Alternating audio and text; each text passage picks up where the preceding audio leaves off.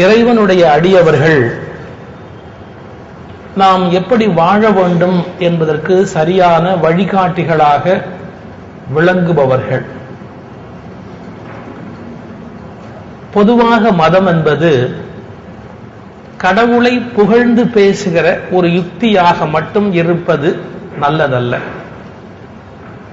ஒரு கடவுளை புகழ்ந்து பேசுவது, மிகையாக பாராட்டுவது, அவருக்கு மற்ற கடவுள் ஒப்பில்லை என்று சொல்லி சிறுபிள்ளைத்தனமாக சந்தோஷப்பட்டுக் கொள்வது, இவையெல்லாம் ஒரு சரியான மதத்தன்மை அல்ல.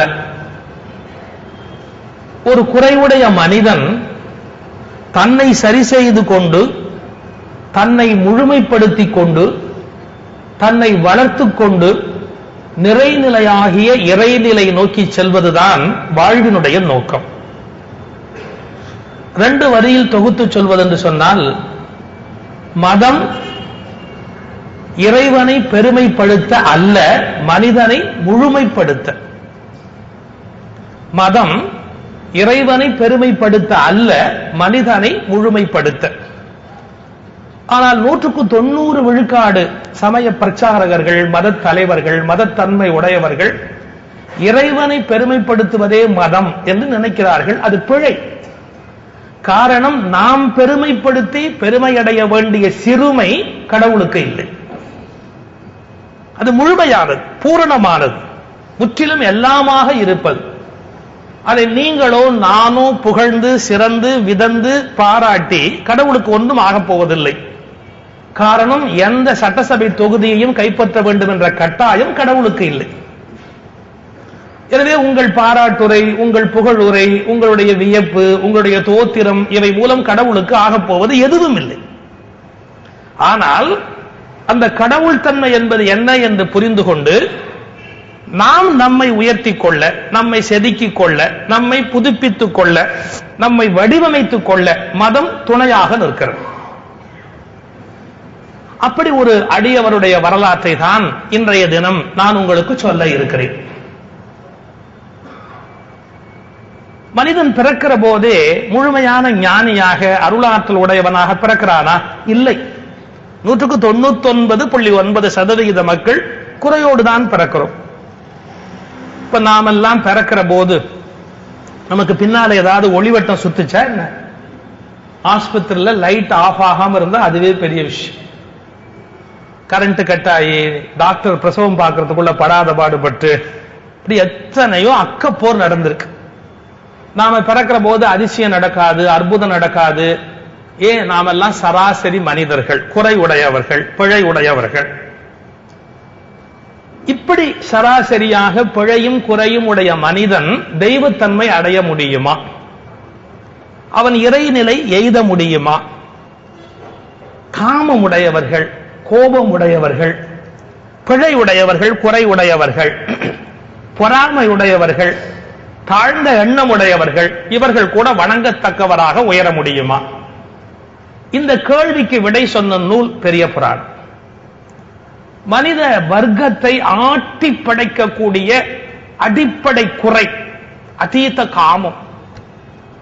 அந்த அடிப்படையான அதீத குறைவுடைய ஒருவர் கூட தன் வாழ்வை ஒழுங்குபடுத்திக் கொள்வதன் மூலமாக இறைத்தன்மை அடைகிறார், வணங்கத்தக்க ஒரு நிலையை அடைகிறார் என்பதற்கு பெரிய புராணத்தில் ஒரு நாயன்மாருடைய வரலாறு சான்றாக விளங்குகிறது. அந்த வரலாறு தான் இன்று நான் உங்களோடு பகிர்ந்து கொள்ள போகிற ஒரு வரலாறு. திருநீலகண்டர் வெரி ஆர்டினரி, சராசரிக்கு கீழே, சராசரி கூட இல்ல, சராசரிக்கு கீழே. நான் இப்படி சொல்லும் போதுதான் சைவ சமய பரம்பரையானவர்களுக்கெல்லாம் கோபம் வரும். அது எப்படி சராசரிக்கு கீழேனா? உண்மைதானே. ஒரு விலைமகள் வீட்டுக்கு போய் மனைவி இருக்கும் போது இன்பம் தூக்க வேண்டும் என்று நினைப்பவர்கள் கீழானவர்கள். அவர்கள் யாராக இருந்தாலும் கீழானவர்கள். அது எப்படி ஒரு நாயன்மார சொல்லலாம்னா, நாயன்மாருடைய பாஸ்ட் தான். விவேகானந்தர் சொல்றார், he is a sinner அப்படின்னா. he is a sinner, இவன் பாவி, a potential saint அப்படின்னா. he is a saint, past sinner. saint ன்னு சொன்னா he is a past sinner. பழைய பாவிதான் இப்போது ஞானி, இப்போதைய ஞானி பழைய பாவி. பாவி பாவி என்று பழமை ஒப்புக்கொள்வதில் எந்த விதமான தவறும் இல்லை. மதவாதிகள் ஒரு மாற்றம் நிகழ்ந்த பிற்பாடு அடைந்த தெய்வத்தன்மையை சிலாகிப்பதற்காக பழைய வரலாறுகளை மறைக்க விரும்புகிறார்கள். அது பிழை. திருநீலகண்டர் சராசரிக்கு கீழானவர், ஒரு சரியான வாழ்வியல் முறையை வகுத்துக் கொள்ளாதவர். ஆனால் அவர் வாழ்விலே ஒரு பொறி தட்டுகிறது. அவருக்குள் ஒரு நெருப்பு, ஒரு அக்னி குஞ்சு ஒரு நாள் வெடித்து கிளம்புகிறது. அதன் வாயிலாக ரியலைசேஷன் அண்ட் ரிபெண்டன்ஸ், தன்னுடைய பழைய தவறுகளுக்காக வருந்துகிறார். அதிலிருந்து மீண்டு வழியில் வர வேண்டும் என்ற கங்கணம் கட்டி கொண்டு வாழ்ந்து காட்டுகிறார். ஒரு ஞானத்தன்மை உடைய வணங்கத்தக்க 63 நாயன்மார்களில் ஒரு நாயன்மாராக இடம் பிடிக்கிறார் திருநீலகண்டர். எனவே கீழிருந்து மேலே உயர்ந்திருக்கிறார் என்பதை ஒப்புக்கொள்வதில் எந்த விதமான பிழையும் இல்லை. நான் கொஞ்சம் கடுஞ்சொல் கூட பயன்படுத்தி பழக்கப்பட்டவன், சைவ சமயவாதிகளுக்கு பிடிக்காது. நாயிலிருந்து நாயன்மார் வரை என்று சொன்னேன். ஒரு நாயிலிருந்து நாயன்மான் வரை பல பேருக்கு வருத்தம் வரும். திருநீலகண்டரை எப்படி சொல்லலாமா என்று. மனைவி இருக்கும் போது விலைமகள் போய் வீடு திரும்பி வந்தவன் யாராக இருந்தாலும் நாய் என்று சொன்னால் குற்றமில்லை. எனவே கீழான ஒரு வாழ்க்கையை நடத்தியவர் திருநீலகண்டர். அதிலிருந்து தன்னை செதுக்கி புதுக்கி உயர்த்தி ஒரு ஞானியாகிறார். அதுதான் வளர்ச்சி. மனிதன் தெய்வமாக முடியும் என்பதற்கான சரியான அடையாளம் திருநீலகண்டருடைய வரலாறு. சேக்கிழார் வரலாற்றை எப்படி ஆரம்பிக்கிறார்? தில்லை சிதம்பரம். அந்த தில்லை சிதம்பரத்தில் வேட்கோவர் என்று சொல்லப்படுகிற மரபிலே வந்து தோன்றியவர். இந்த வேட்கோவர் அப்படின்னா வேளார் என்று ஒரு சொல் இருக்கிறது, தமிழிலே வேளாளர் என்று ஒரு சொல் இருக்கிறது. ரெண்டு வித்தியாசம் இருக்கு. வேளார் என்பவர் மண்ணை சுட்டு பானை வனைகிறவர் வேளார், மண்ணை உழுது பயிர் விளைவிக்கிறவர் வேளாளர். ஒரு எழுத்து வித்தியாசம், வாழ்க்கை முறை வித்தியாசம். இவர் மண்ணை சுடுகிறவர், அவர் மண்ணை குளிர்விக்கிறவர். மண்ணை பானையாக்குகிறவர், மண்ணிலிருந்து விருத்தி செய்கிறவர். வித்தியாசம். வேளார் வேளாளர். உடையார்னு ஒரு வார்த்தை பயன்படுத்துவார்கள். உடையார் அப்படிங்கிற கம்யூனிட்டி பானை வனைகிற அந்த சமூகத்தை சார்ந்தவர்கள் உடையார். அதை எப்படி பேர் வச்சாங்கன்னு தெரியல. பானை செய்கிறவங்களுக்கு உடையார்னு பேர் வச்சாங்க பாருங்க. உடையார்னா உடைக்க மாட்டார்னு அர்த்தம். உடையார்னு பானை செய்கிற கம்யூனிட்டிக்கு உடையார்னு ஒரு பேர். அது ஒரு உண்மைதான். பானை அவர்கள் உடையார், வாங்கிய நாம் தான் உடைப்போமே ஒழிய செய்கிற அவர் உடையார் ஒருபோதும் உடைக்க மாட்டார். அந்த வேளார் அப்படிங்கிற சமூகத்துல வந்து பிறந்தவர். எல்லா சமூகமுமே குறையற்றது. ஒரு சமூகத்தை நம்ம குறையாகவோ ஒரு சமூகத்தை நிறையாகவோ சொல்ல வேண்டிய அவசியம் கிடையாது. எல்லா சமூகத்திலும் மேல் மக்கள் உண்டு, எல்லா சமூகத்திலும் கீழ் மக்கள் உண்டு. அதை எழுதுறார். வேதியர் தில்லை மூதூர் வேட்கோவர் குலத்து வந்தார். வேதியர்களாலே பெருமைப்பட்டது தில்லை. ஆனால் வேதியரால் பெருமைப்பட்ட தில்லையில் வேளாராலும் புகழ்பட முடியும் என்று வந்து பிறந்தவர் திருநீலகண்டர். வேதியர் தில்லை மூதூர் வேட்கோவர் குலத்து வந்தார். நம்ம எந்த குலத்தையும் உயர்வா தான் நினைக்கணும்னு சொன்ன பாருங்க. இந்த பானை வனைகிற, மண்ணை பிசைந்து பானை வனைகிற அந்த வேளார் என்ற மரபு அவள் எப்படின்னா, பிரம்மாவே குயவனார் அப்படின்னு ஒரு கருத்து உண்டு. பிரம்மா அப்படின்றோம். அவரும் இந்த மண்ணை பிசைஞ்சு, பூமி மண்ணு தானே, அதை பிசைஞ்சு தானே எல்லாத்தையும் உண்டு பண்ணிருக்கிறார். அப்ப அவரும் இவரும் ஒண்ணுதான் அப்படின்னா. நீங்க இந்த மனித வாழ்க்கையினுடைய ரகசியத்தையே பானையில அடக்கி இருக்கிறாங்க. பார்த்தவங்களுக்கு தெரியும். எப்படின்னா, சுடுகாட்டுக்கு கொண்டு போய் சில பேரை வைக்கும் போது ஒரு பானையில தண்ணீர் வச்சு சுத்தி வருவார்கள். இதெல்லாம் மற்றவங்க சுடுகாட்டுக்கு போகும்போது பார்த்துக்கணும். ஏன்னா நாம போறச்சே பார்த்துக்கலாம்லாம் முடிவு பண்ண முடியாது. அதுக்காக மற்றவங்களை அனுப்பி பார்க்கப்படாது. மற்றவங்க போகும்போது இதெல்லாம் கவனிச்சு பார்க்கணும். சுடுகாட்டுல ஒரு பானையில தண்ணீரை கொடுத்து பையனை அப்படி தோல் மேல வச்சு அப்பாவுடைய உடம்ப சுத்திட்டு வாடா அப்படின்பா. அந்த பையன் இப்படி சுத்தி கொண்டு வந்த உடனே அந்த வெட்டியான என்ன பண்ணுவார், அங்க இருக்கிறவர் ஒரு கருங்கல்லால ஒரு ஓட்டை போடுவார். அந்த பானையில தண்ணி கொஞ்சம் வெளியில வரும். திரும்ப இன்னொரு சுத்து சுத்து அப்படிம்பார். இப்படி சம்பிரதாயப்படி சுத்தி முடிச்சதுக்கு அப்புறமா ஒவ்வொரு ஓட்டையா போட்டு தண்ணி முழுக்க எக்ஸாஸ்ட் ஆன உடனே இப்படி நின்று பானைய பார்க்காம அப்படியே போட்டு உட அப்படிம்பார். தூக்கி போட்டு உட அப்படிம்பார். இது எல்லாரும் செய்திருக்கிறார்கள். ஆனா ஏன் செய்திருக்கிறார்கள் யோசிச்சா அர்த்தம் தெரியும். என்ன, அந்த கீழே படுத்திருக்கிறார் பாருங்க, அவர் என்ன பண்ணிருக்கிறார் அப்படிங்கறத அந்த வெட்டியா நமக்கு விளக்கி சொல்றார். இந்த மண்பானதான் சரீரம். இதுக்குள்ள சுத்த சைத்தன்யம் ஆகிய இறையருள் நிரம்பி இருந்தது. அது ஒவ்வொரு ஓட்ட வழியா வெளியே போச்சு. நம்ம உடம்புல எத்தனை துவாரம் இருக்கு? நவத்வாரங்கள் இருக்கு. ஒவ்வொரு ஓட்ட வழியா சுத்த சைத்தன்யம் வெளியே போச்சு. இப்ப கம்ப்ளீட்டா வெளியே போயிடுது சுத்த சைத்தன்யம். இது ஓட்ட பானை, இது ஒன்னும் பிரயோஜனம் இல்லை. போட்டு உடை போட்டு கொளுத்து. இதை புரிய வைக்கிறதுக்காகவே அந்த பையன் புரிஞ்சுக்கிட்டானான்னு தெரியல. இந்த பையன் புரிஞ்சுக்கிட்டு இருந்தானோ அன்னையிலேருந்து அவன் லைஃப் மாறி இருக்கணும். நம்ம அப்பன் இப்படித்தான் உடம்ப உடைச்சிருக்கான், பானையை உடைச்சிருக்கிறான், நாம ஜாக்கிரதையா நம்ம உடம்ப காப்பாற்றணும் அப்படிங்கிற அறிவு வந்திருக்கணும். அவங்க அப்பா எப்படி உடைச்சான்? சாராயம் குடிச்சே உடைச்சான் உடம்ப. இப்ப பையன் என்ன பண்ணணும்? நம்ம அப்பா அப்படி உடைச்சுட்டானே, நாம இந்த உடம்ப உடைக்கப்படாது, பத்திரமா பாதுகாக்கணும் அப்படின்னு நினைக்கணும். அவன் என்ன பண்றான்? அப்பனை கொளுத்தின கையோட போய் அவன் 100 மில்லி போட்டு அவன் உடம்ப எப்படி உடைக்கலாங்கிற வேலையை தான் ஆரம்பிக்கிறான். இந்த சரீரம் பானை, பானை தான் சரீரம். உங்களுக்கு தெரியும் பழைய பாட்டு, நந்தவனத்தில் ஓர் ஆண்டி 4 மாதமாய் குயவனை வேண்டி கொண்டு வந்தான் ஒரு தோண்டி, அதை கூத்தாடி கூத்தாடி போட்டு உடைத்தாண்டினா. அது தானா உடையல சார். இந்த காட் கிவன் பாடி இருக்கு பாருங்க, கடவுளால் கொடுக்கப்பட்ட சரீரம் ஒரு வண்டர்ஃபுல் இன்ஸ்ட்ருமெண்ட். நீங்க அதோட எதையுமே மேட்ச் பண்ணவே முடியாது. இப்படி ஒரு சிஸ்டம், இப்படி ஒரு பாடி, இப்படி ஒரு டைப் இருக்கு பாருங்க, ஒரு மெஷின். வேற யாராலும் டிசைனே பண்ண முடியாது.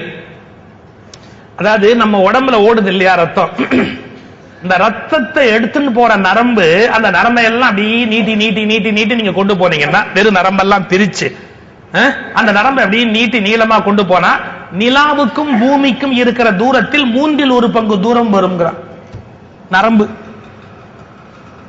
அப்ப அந்த ஹார்ட் ஒரு மிஷின் இருக்கு பாருங்க, ஆச்சரியமான மிஷின் ஹார்ட்ங்கிற மிஷின். ஏன் இப்ப கோயம்புத்தூர்ல இருந்து மோட்டர் வாங்கிட்டு வந்து நீங்க 1/2 மணி நேரத்துக்கு பதிலா 1 மணி நேரம் மறந்து போய் ஓட விட்டா தீஞ்சு போயிடுறது. ஒரு 1/2 மணி நேரம் ஓடிச்சுன்னா ஒண்ணும் ஆகல. 1 மணி நேரம் மறந்து போய் சுவிட்ச் ஆஃப் பண்ணாம நம்ம அப்படியே டிவியில ஏதாவது ஒரு ப்ரோக்ராம்ல மூழ்கி போனா மோட்டர் கருகி போயிடுறது. அவ்வளவுதான். ஐயோ மறந்தே போயிட்டேன், சுவிட்ச் ஆஃப் பண்ண. இனிமே நீங்க ஆஃப் பண்ண வேண்டிய அவசியமே இல்லை, முடிஞ்சு போச்சு மோட்டருடைய கதை. ஏன் ½ hour ஓடலாம், 1 hour அந்த மோட்டரால ஓட முடியாது. ஆனா இந்த ஹார்ட்னு ஒண்ணு பம்ப் பண்ணுது பம்ப் பண்ணுது பம்ப் பண்ணுது பம்ப் பண்ணுது, அது பாட்டுக்கு அந்த மோட்டர் பம்ப் பண்ணிக்கிட்டே இருக்கு. 24 hours பம்ப் பண்ணுது. 60, 70, 80, 90 பம்ப் பண்ணிக்கிட்டே இருக்கு. what a wonderful machine it is. the heart pump பண்ற மெஷின் இருக்கு, எவ்வளவு வண்டர்ஃபுல் மெஷின். சொல்றா டைஜஸ்டிவ் சிஸ்டம்னு ஒண்ணு சொல்றோம் பாத்தீங்களா, நம்ம உடம்புல ஜீரண மண்டலம். அதாவது உள்ள போட்ட ஒரு உணவு அதை பிசைஞ்சு திரவம் திடம் எல்லாம் எடுத்து அதுல எதாவது பிளட்டுக்கு போகணும், எதாவது போனுக்கு போகணும், எதாவது எங்கெங்க போகணும்னு அதை ஷார்ட் பண்ணி, இந்த RMS ஆபீஸ்ல பாம்பே பெல்காம் தனித்தனியா தபால ஷார்ட் பண்ற மாதிரி அதை விட பிரம்மாண்டமா இங்க ஷார்ட் பண்ணி அப்புறம் கிளீன் பண்ண வேண்டியது கிளீன் பண்ணி வெளியே அனுப்ப வேண்டியது வெளியே அனுப்பிச்சு, இந்த டைஜஸ்டிவ் சிஸ்டம் ஒன்ன போட்ட உடனே அரைச்சு லிக்யூட் ஆக்கி பிசைஞ்சு எடுத்து பிளட்ல ஏத்தி இது மாதிரி வெளியில ஒண்ணு பண்ணி ஒரு மிஷின் ஒண்ணு வச்சா, அதாவது இது என்ன பண்ணுதோ அந்த ப்ராசஸா பண்றதுக்கு வெளியில ஒரு மிஷின் டிசைன் பண்ணா சொல்றான் கிட்டத்தட்ட 4.5 கிலோமீட்டருக்கு அகலமாவது வைக்கணுங்கிற. அவ்வளவு பெரிய மிஷின் வச்சாதான் கிட்டத்தட்ட இது என்ன பண்ணுதோ அதை பக்குவமா பண்ண முடியும். ஆனா கடவுள் எவ்வளவு சின்ன இடத்துல இவ்வளவு பெரிய மிஷினை டிசைன் பண்ணிருக்கிறார். அது என்ன காரணம்னா, such a valuable instrument கடவுள் கொடுத்தவர் ஃப்ரீயா கொடுத்துட்டதுனால இதனுடைய அருமை பல பேருக்கு தெரியும். இவ்வளவு வண்டர்ஃபுல் மெஷின் இந்த உடம்பு அப்படிங்கிறது, தேகம் அப்படிங்கிறது ஒரு ஆச்சரியமான கருவி. ஆனா அந்த கருவியை கடவுள் எல்லாத்தையும் ஒரு 5 கோடி ரூபாய் டெபாசிட் வாங்கிட்டு கொடுத்திருந்தாருன்னு வச்சுங்க, ரொம்ப கரெக்டா பாத்துக்கோ.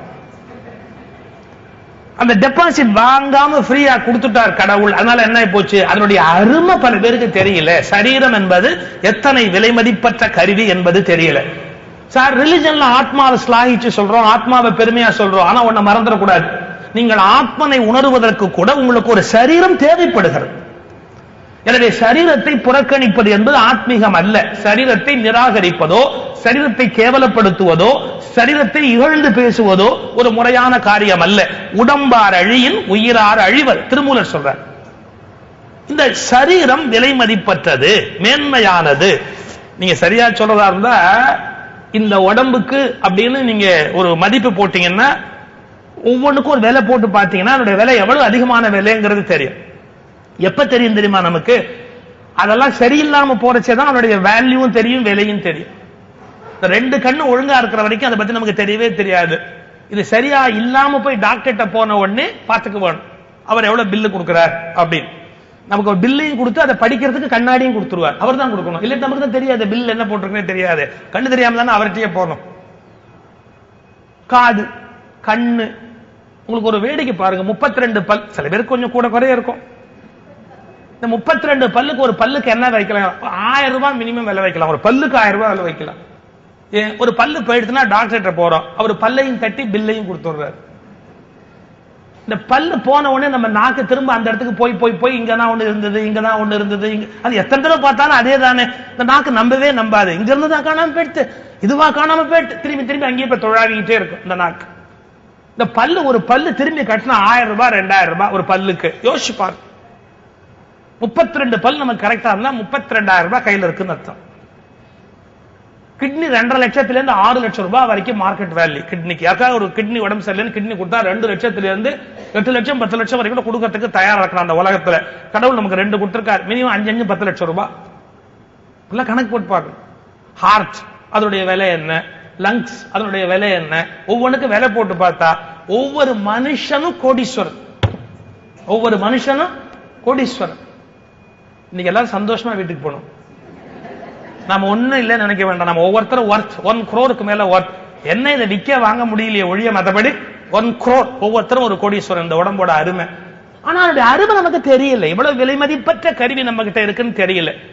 அந்த இப்ப நான் ஏன் திருநீலகண்ட வரலாறு சொல்லும்போது சொல்றேன், திருநீலகண்டருக்கு அந்த கருவி விலை மதிப்பற்றதுன்னு தெரியாம தானே சார் வீணாக்கிட்டார்.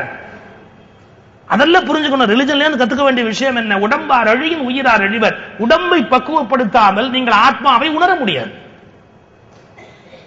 இந்த உடம்போட அருமை அவருக்கு தெரியல. இந்த உடம்பு அப்படிங்கிறது என்னன்னா, அது அதான் மண் பானை ஓடுன்னு சொன்னேன். பிலாசபிக்கு வரேன். ஒரு பானை நீங்க எடுத்து வைத்துக் கொண்டீர்கள். ஏன் பானை எடுத்து பையனை சுத்த சொன்னா? அந்த பானை தான் இது அப்படிங்கிறதுக்கு ஏன் அந்த பானையை சுத்த சொன்னா? பானை எப்படி இருக்கு? மண்ணினால் உருவானது பானை. இந்த மனுஷ சரீரம் எதனால உருவானது? மண்ணினாலே உருவானது. ஸ்ட்ரைட்டா மண்ணுனா மண்ணு இல்ல, மண்ணிலிருந்து விளைந்த பொருள்கள், மண்ணில் விளைகிற பொருள்கள் உணவா போகிறது. அப்போ மண்ணினுடைய கூறு இந்த உடம்புக்குள்ள இருக்கு. சில பேர் பார்த்தாலே தெரியும், சுத்த மண். மண். அப்புறம் பானை செய்யறதா இருந்தா வெறும் மண்ணை வச்சு செய்ய முடியாது. மண்ணில் தண்ணீர் விட்டு பிசையணும், நிலத்தோடு நீர் சேரணும். நிலமும் நீரும் சேர்ந்தாதான் பானை உருவாகிறது. மனுஷனும் அப்படித்தான். இவனுக்குள்ள மண் இருக்கு, அப்புறமா நீர் இருக்கு. இடுப்புக்கு கீழே இருக்கிற பகுதி நிலம், மண்ணு. அப்புறம் மேல இருக்கிற பகுதி தண்ணீர் சேகரிக்கிற பகுதி இருக்கு இல்லையா உடம்புல, அது நீர். அப்புறம் என்ன இருக்கு? பானையை மண்ணும் தண்ணி விட்டு பிசைஞ்சா போறாது, நல்ல காத்துல உலர வச்சு காய வைப்பாங்க. காத்து வேணும். நம்மளுக்கும் நிலம் நீர், நீருக்கு அப்புறம் காற்று இருக்கு. நெருப்புல சுடுவார்கள். பானையை நெருப்புல சுட்டாதான் சமையலுக்கு பயன்படுத்த முடியும். அது மாதிரி நம்ம மனுஷ உடம்புக்குள்ளேயும் நெருப்பு இருக்கு. ஜட்டராகினி, மூல அக்னி, எல்லாம் அக்னி இருக்கு, நெருப்பு இருக்கு. அப்ப பஞ்சபூதங்கள்ல நிலம் நீர் காற்று நெருப்பு வச்சுதான் பானையை பண்ணினா, நிலம் நீர் காற்று நெருப்பு வச்சுதான் பிரம்மா இந்த உடம்ப பண்ணினா. அப்புறம் என்னன்னா, பானைக்குள்ள எம்டி ஸ்பேஸ், காலி இடம், ஆகாசம் இருக்கு. நம்ம மனித உடம்புக்குள்ளேயும் சித்தாகாசத்துல காலி இடம் இருக்கு, கபாலத்துல ஒரு காலி இடம் இருக்கு, இந்த காதுக்குள்ள கொஞ்சம் காலி இடம் இருக்கு. அந்த காலி இடம் இருக்கிறதால தான் நம்ம பேலன்ஸே மெயின்டைன் ஆகிறது. இப்ப மனுஷனுக்குள்ள நிலம் நீர் காற்று நெருப்பு ஆகாசம் இருக்கிறது. பானையில் நிலம் நீர் காற்று நெருப்பு ஆகாசம் இருக்கிறது. இந்த பானையை குயவனார் செய்கிறார், இந்த பானையை பிரம்மனார் செய்கிறார். எனவே வேளார் என்பவர் பிரம்மனுக்கு நிகரானவர். எந்த குலமும் தாழ்ந்தது அல்ல, உயர்ந்த பிரம்மனுக்கு நிகரானவர். அத மறைமுகமா எப்படா சொன்னார்? பிரம்ம பிராமண. இவர் யாருன்னா வேதியருக்கு நிகரான, வேதியர் தில்லை, ஆனா வேட்கோவர் குலத்து வந்தார். அவர்களுக்கு நிகரானவர், நிகரான தன்மை உடையவர் என்று சிந்திக்கும்படியா சேக்கிழார் எழுதுறார். வேதியர் தில்லை மூதூர் வேட்கோவர் குலத்து வந்தார். அவர் வாழ்க்கை முழுக்க என்னன்னா, மாதொரு பாகம் நோக்கி மண்ணு சித்தம் பலத்தே ஆதியும் முடிவும் இல்லா அற்புத தனிக்கூத்தாடும் நாதனார் கழல்கள் வாழ்த்தி. சிதம்பரத்தில் 6 நடனம் ஆடுகிறார்கள் நடராஜா. நம்ம சொல்லாத நினைக்காத ஒரு விஷயத்தை இங்க சேர்க்கிறார். சொல்றார், சிவபெருமான் எப்படி நடனம் ஆடுகிறார்னா அம்பிகையை பார்த்து கொண்டே ஆடுகிறாரா. ஏன் அம்பிகையை பார்த்து கொண்டே ஆடுகிறார்னா, அவ எப்படி விரும்புவாளோ அப்படி ஆடணும்னு ஆடுறாராம். இது ஒவ்வொரு கணவனுக்கும் ஒரு குறிப்பு. உங்க வாழ்க்கை ஆட்ட முழுக்க மனைவி ஒத்துக்கிறாப்புல இருக்கணும். அவ இஷ்டத்துக்கு ஆடப்படாது, அவ ஏத்துக்கிறாப்புல ஆடணும். இது சொன்னா ஜென்ஸுக்கு ரொம்ப கோபம் வருது. சர்வ சுதந்திரம் எங்களுக்கு இருக்கு, இவ்வளவு நாங்க என்ன மதிக்கிறது அப்படின்னா. இல்ல, சிவபெருமானே அம்பாள் ஆட்டு வைக்கிறாப்புல ஆடுறாருன்னா நாம எந்த மூலை? மாது ஒரு பாகம் நோக்கி, தன் ஒரு பாகத்தில் இருக்கிற மாதினை நோக்கி, மாது ஒரு பாகம் நோக்கி மல்கு சிற்றம்பலத்தே ஆதியும் நடுவும் இல்லா ஆனந்த தனிக்கூத்தாடும் நாதன. எவ்வளவு பெரிய செட்டில் பாயிண்ட் இதுக்குள்ள இருக்கு தெரியுமா? ஒரு மனிதன் தன் வாழ்வில் வெற்றி பெற்றதாக அறிவிப்பதற்கு முன்பு ஒன்றை புரிந்து கொள்ள வேண்டும். என்ன? மனைவி ஏற்கும்படியான வாழ்க்கை இருந்தால்தான் அது சரியான வாழ்க்கை.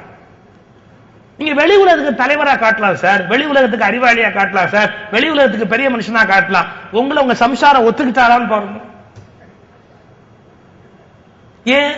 பக்கத்திலே இருக்கிற அவளுக்கு தானே இவர் கொனஸ்ட தெரியும், பக்கத்திலே இருக்கிற அவளுக்கு தானே இவர் யோகியதை என்னன்னு தெரியும். ஊரே வந்து காலில் விழும், ஒரு சிரிப்பு சிரிச்சுட்டு போவா, வேற என்ன சொல்ல முடியும்? இவர் யோகியதை என்னன்னு அவளுக்கு தெரியும். நான் வேடிக்கைக்கு சொல்லல, ஒரு மனிதன் அண்ட சராசரம் அங்கீகரிக்கும்படியாக வாழ்கிற வாழ்வு வாழ்வல்ல, மனைவி மேல்மகன் என்று ஒப்புக்கொள்ளும்படியாக வாழ்கிற வாழ்வு மிகப்பெரிய வாழ்வு. அது வெரி ரேர் பர்சனாலிட்டிஸ் தான் கிடைச்சது. சாரதா தேவியால் மதிக்கும்படியாக ராமகிருஷ்ணர் வாழ்ந்தார், கஸ்தூரிபாவால் மதிக்கும்படியாக காந்தி வாழ்ந்தார். அது வந்து ரொம்ப சிறந்த மனிதர்களுக்கு மட்டுமே மனைவியால் அங்கீகரிக்கப்படுகிற உயர்ந்த வாழ்க்கை கிடைக்கும். ஒரு குறிப்பு வச்சார். எதுக்காக சேர்க்கிறார் இப்படி எழுதுறார்? அம்பாள் ஆட்டி வைக்கிறா, அதை பார்த்து ஆடுறாரு அப்படின்னா. ஏன் எதுக்கு எழுதணும்? இவரை கும்பிட்ட திருநீலகண்டர் தன் மனைவி கருத்துப்படி நடக்கல, ஆனா சிவபெருமான் மனைவி கருத்துப்படி ஆடுறார். மனைவி கருத்துப்படி ஆடுற நடராஜாவை கும்பிடுறவரும் தன் மனைவி கருத்துப்படி வாழ்ந்திருக்கணும், வாழல. அப்ப வழிபாடு பொய்யா போச்சு. வழிபாடுன்னு என்ன தெரியுமா? ஆற கும்பிடுறோமோ அவர்கள் வழியில் நடத்தல் வழிபாடு. இவர் கும்பிடுகிற சிவபெருமானே அம்பிகையின் எண்ணத்திற்கு ஏற்ப நடக்கிறார், ஆனால் கும்பிடுகிற இந்த திருநீலகண்டரோ தன் மனைவியின் எண்ணத்திற்கு ஏற்ப நடக்கல. அப்ப வழிபாடு தோற்றுவிட்டது, வழிபாடு வீணா போச்சு, வழிபாடு ஃபெயிலியர் ஆகி போச்சு. அப்போ வழிபாடு சரியா இருந்திருந்தா யாரை பார்த்து இவர் கற்றுக்கொள்கிறாரோ அவருடைய தன்மையினை பெற்றவராக இருந்திருப்பார். மாதொரு பாகம் நோக்கி மல்கு சிற்றம்பலத்தே ஆதியும் முடிவும் இல்லா ஆனந்த தனிக்கூத்தாடும் நாதன். He is always happy. ஆனந்தத்துடைய உச்சியில் இருக்கிற ஆனந்த நடராஜா, ஆனந்த நடனம். அது காஸ்மிக் டான்ஸ். இந்த பிரபஞ்சத்தினுடைய பெரிய சுழற்சி தான் நடராஜாவுடைய அந்த நாட்டிய தத்துவம். அது நிகழ்ந்து கொண்டே இருக்கிறது, அதுக்கு முடிவே கிடையாது. என்னைக்கு முடிய போகுது? அண்ட சராசரத்துல எல்லாம் சுத்தி கொண்டே இருக்கிறது. இந்த நடனம் என்னைக்காவது நிக்குமா? அதான் முடிவும் இல்லா ஆனந்த தனிக்கூத்தாடும் நாதனார் கழல்கள் வாழ்த்தி வழிபடு நலத்தின் மிக்கார். அப்படி கும்பிடுகிறவர் இவர். போவார், சாமி கும்பிடுவார், நல்ல மனுஷன், தானம் பண்ணுவார், தர்மம் பண்ணுவார், உழைப்பார், பாடுபடுவார். கொஞ்சம் அப்படி இப்படி ஒரு வார்த்தை, கொஞ்சம் அப்படி எப்படி. அதுக்கு என்ன வார்த்தை போடுறாரு பாருங்க. இளமை மீதூர இன்பத்துறையில் எளியரான. சரி, வயசு கோளாறு. இளமை மீதூர இன்பத்துறையில் சிற்றின்பத்துறையில் எளியரானார். என்ன அழகு தெரியுமா? இவ்வளோ நேரம் அவருடைய கிரேட்னஸ், சர்வீஸ ரொம்ப வியந்து பாராட்டி எல்லாம் எழுதின சேக்கிடார் ஒரு ட்ரூத்தை ரெக்கார்ட் பண்றார். ட்ரூத்தை மறைக்கல, ஆனா ரெக்கார்ட் பண்ணும்போது எப்படின்னா அப்படி ஒரு பாசிங் ரெஃபரன்ஸ் மாதிரி போட்டு போயிட்டார். இது வந்து என்னன்னா எழுத்தாளனுக்குரிய எழுத்துலக தர்மம் இந்த ஒரு இடத்துல உட்கார்ந்துருக்கு. என்ன எழுத்தாளனுக்குரிய எழுத்துலக தர்மம்? திருநீலகண்டர் கெட்டு போனாருங்கிறத எழுதணும், ஆனா ஒண்ணு எப்படி எப்படி கெட்டு போனார்னு எழுதப்படாது. இன்னைக்கு ஒரு மாடர்ன் நம்ம நாவல் ஆசிரியர்கள் எவ்வளவோ பேர் இருக்கிறாங்க. இன்னைக்கு கதை எழுதுற நாவல் ஆசிரியர்கள் அவங்ககிட்ட திருநீலகண்டர் கதையை கொடுங்க, வார வாரம் 25 வாரம் எப்படி எப்படி கெட்டு போனார்னு எழுதுவாங்க. ஒவ்வொரு சாப்டர்லயும் பெங்களூர் போய் கெட்டு போனார், கொச்சின் போய் கெட்டு போனார், எல்லாம் விவரமா எழுதுவாங்க. கடைசி வாரம் அப்படிப்பட்டவர் சிவன் அருளால் ஞானியானார், வணக்கம். இவங்க சர்க்குலேஷனுக்கு என்ன முக்கியம்னா எப்படி எப்படி கெட்டு போனாங்கிறத கிளுன்னு எழுதுறது தான் எழுத்தாளனுக்குரிய நோக்கமே ஒழிய அவன் எப்படி உருட்டான் அப்படிங்கறத விவரமா எழுதுறது நோக்கம் இல்ல. அப்ப என்ன அர்த்தம்? இந்த அசிங்கத்தை வச்சு இவன் வயிறு வளர்க்கணும். நான் தான் சொன்னேன், எழுதிவிட்டு பேனாவை நிமிர்த்துகிறவன் எழுத்தாளன் அல்ல, எழுத்தின் மூலம் சமூகத்தை நிமிர்த்துகிறவன் தான் சரியான எழுத்தாளனாக இருக்க முடியும். நீங்க எந்த சினிமாக்காரனை கேளுங்க, எந்த படைப்பாளியை கேளுங்க, ஏன்டா இப்படி எழுதுற, ஏன்டா இப்படி பாட்டு வைக்கிற, ஏன்டா இப்படி சினிமா எடுக்கிறேன்னா, ஏன் நான் பழைக்க வேண்டாமா, ஏன் நான் வயிறு வளர்க்க வேண்டாமா, நான் கார் வாங்க வேண்டாமா, நான் சௌரியமா இருக்க வேண்டாமா? பேச்சாது. நீ கார் வாங்கு, வீடு கட்டு, அதுக்காக சமூகத்தை தெருவில் இழுத்து விடுறதா? இன்னும் சில பேர் சொல்றான், எங்க பேச்ச கேட்டா அவன் எல்லாம் கெட்டு போறான். சரி, அவன் எப்படியோ கடுறான், கெடாம போறான். உன் எழுத்து, பேச்சு, சினிமா இது மூலமா அவனை கெடுக்கிறிய. இந்த பாவத்துக்கு எத்தனை தலைமுறையாக தெரியுமா விமோச்சனம் ஆகிறதுக்கு? சார், நாங்கெல்லாம் வந்து சமூகத்துல ரொம்ப பெரிய இன்ஃபுளுயன்ஸா இல்ல. நான் மனம் திறந்து சொல்லட்டுமா, இப்ப சொற்பொழிவுக்கு வரவங்க யாருக்குமே அறிவுரையே தேவையில்லை. ஏ, ஆல்ரெடி யூ ஆர் ரிஃபைன்டு, இல்லாட்டி இங்க வரமாட்டேன் இல்லையா? உங்களுக்கு ஒரு கிரேட் குவாலிட்டி இல்லாம இந்த மண்ணுக்குள்ளே வர முடியாது. இப்ப என்ன பெரிய என்னுடைய சொற்பொழிவுனால எதுவும் இங்க நடக்க போறது இல்லை, நடக்க வேண்டிய அவசியம் இல்லை. Already you are qualified and refined, இல்லாட்டி இப்படி வந்து ஒரு ஆட்சி சமயத்துல உட்கார முடியாது. ஆனா யாருக்கு தேவை? எங்கேயோ செதறி கிடக்கலாம் பாருங்க. அந்த மனுஷனுக்கு இதெல்லாம் கொண்டு போய் கொடுத்து அவன் ஏதாவது தூக்கலாம், மேல நிறுத்தலாம் அப்படின்னு பார்த்தா யோசிச்சு பாருங்க. மீடியால எல்லாம் நாங்க ஒரு நாள் இல்ல, ஒரு வாரத்துல ஒரு 5 நிமிஷம் 10 நிமிஷம் வந்தா அது பெரிய சமாச்சாரம். அப்ப நல்லது சொல்ற எங்களுக்கு 5 நிமிஷம், ஆனா நல்லது இல்லாம ஊரையே நாரடிக்கிறவங்களுக்கு 24 மணி நேரம். என்ன பண்றது? ப்ரொபோர்ஷன் எப்படி இருக்கு? எவ்வளவு கொடுமையா. இந்த நாட்டுல தான் சார் ஒரு சாபக்கேடு. குடியரசு தினம்னு சொன்னா கூட தொலைக்காட்சியில எல்லாம் சினிமாக்காரிய பேட்டி காண்றான். ஒரு ஆச்சரியம் சொல்லட்டுமா, வெளிநாட்டு டிவி CNN அப்துல் கலாம பேட்டி கண்டான். குடியரசு தினத்தன்னைக்கு CNN வந்து அப்துல் கலாம பேட்டி கண்டான். நம்மூர் டிவி எல்லாம் சினிமாக்காரன். என்ன பண்றது? சொசைட்டியை எடுத்து நிறுத்துறதுக்கு நம்ம கிட்ட வலிமையான மீடியா இருந்தா எடுத்து நிறுத்தலாம். எவ்வளவு பேரை ரெக்டிஃபை பண்ணலாம், மாத்தலாம், கம்பீரமா மேல கொண்டு வரலாம். ஆனா என்னாச்சு? தவற சொல்லுகிறவங்களுக்கு கிடைக்கிற ஒரு பெரிய செல்வாக்கான வாய்ப்பு நல்லது சொல்றவாளுக்கு கிடைக்கலையே. எழுத்து, பேச்சு, கலை எல்லாமே எங்கேயோ போய் சிக்கி கொண்ட. எழுத்தாளனுக்கு ஒரு தர்மம் இருக்கு, பேச்சாளனுக்கு ஒரு தர்மம் இருக்கு. என்னன்னா ஒரு அரை அங்குலமான ஒருத்தர் உயர்த்த வேண்டிய கடமை இருக்கு. ஒரே ஒரு வரி சொல்லட்டுமா? இவ்வளவு பேர் சாதாரணமா உட்கார்ந்து கேட்கும் போது ஒரு சொற்பொழிவாளனுக்கு மட்டும் ஒரு உயரமான மேடை ஏன் போடுற? இவ்வளவு மக்கள் கீழே உட்காந்து வச்சுட்டு யாரு சொற்பொழிவாளனா இருந்தாலும் அவனுக்கு மட்டும் கொஞ்சம் உயரமான மேடை ஏன் போடுறான்? ஒரு உயர்வா ஒரு விஷயத்தை சொல்லுவான்ற நம்பிக்கையில தான் கொஞ்சமான உயரமா ஒரு மேடையை போடுறான் இல்லையா? அந்த உயர்வை பயன்படுத்திக்க வேண்டாமா? சமூகத்தை நிமிர்த்துதல், சமூகத்தை வாழ வைத்தல், சமூகத்தை மேலே கொண்டு வருதல் ஒரு படைப்பாளியினுடைய அடிப்படை கடன். இதை குறிப்பிடுகிறார். என்ன குறிப்பிடுகிறார்?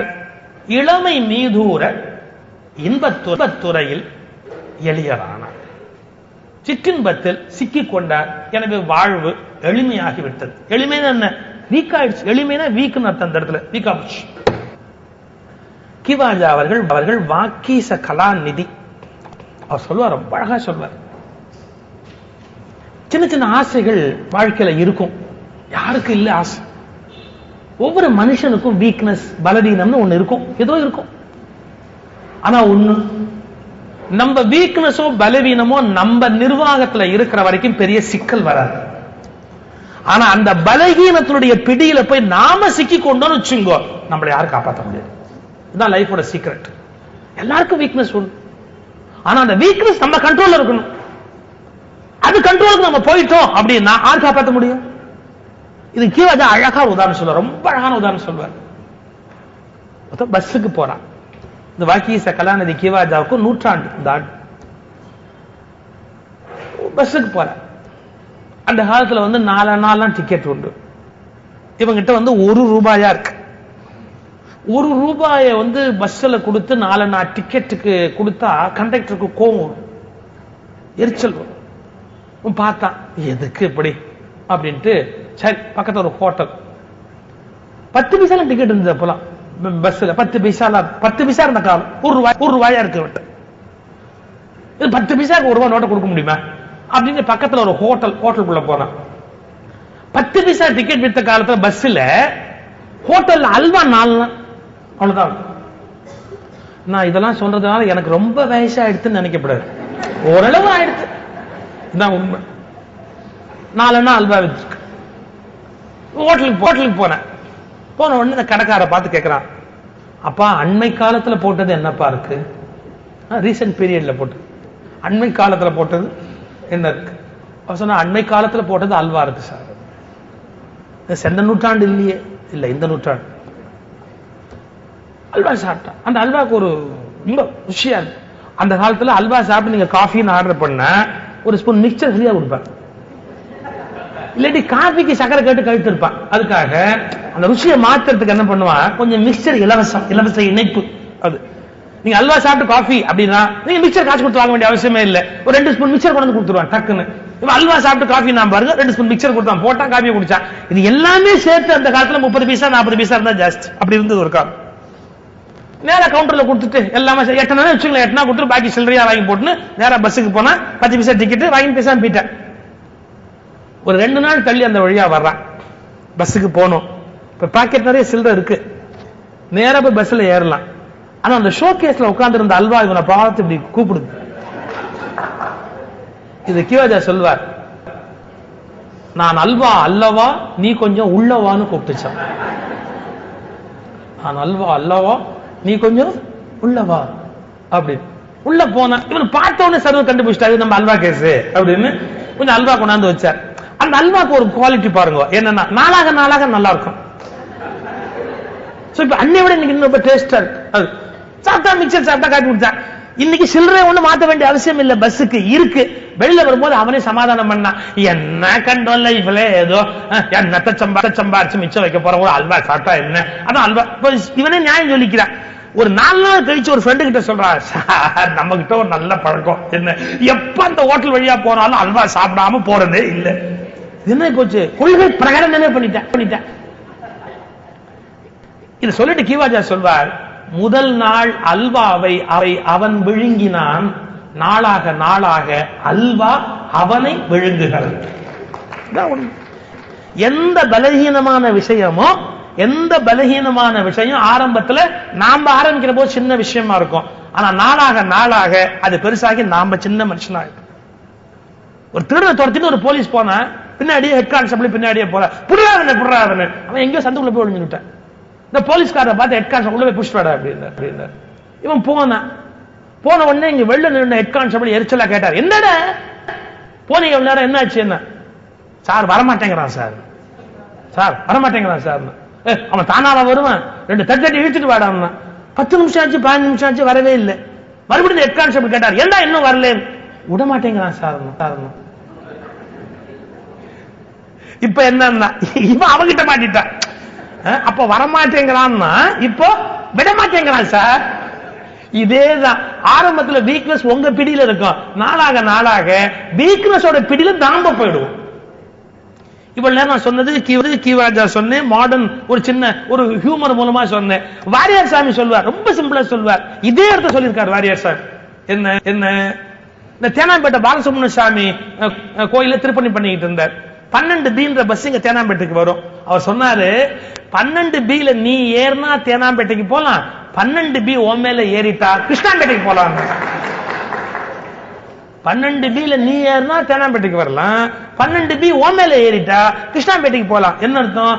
வீக்னஸ் நம்ம கண்ட்ரோல் இருந்தா சமாளிச்சுடலாம், அது கண்ட்ரோலுக்கு நாம போயிட்டா அவுட், ஒண்ணும் பண்ண முடியாது. வாரியசாமி எங்க சொன்னார்னு சொல்லட்டுமா? ராமகிருஷ்ணனுடைய உதாரணம் என்ன, தண்ணீருக்குள் படகு இருந்தால் ஆபத்தில்லை, படகுக்குள் தண்ணீர் இருந்தால் ஆபத்து. அந்த காலத்துக்கு ஏற்ற மாதிரி மகான்கள் ஊமையை மாற்றுகிறார்கள், மக்களுக்கு எளிமையா புரியணுமே அப்படி. ராமகிருஷ்ணன் கங்கக்கரையில வாழ்ந்தவர், அதனால அவர் படகு தண்ணீர். வாரியார் சாமி மெட்ராஸ்ல வாழ்ந்தவர், Teynampet Krishnampettai.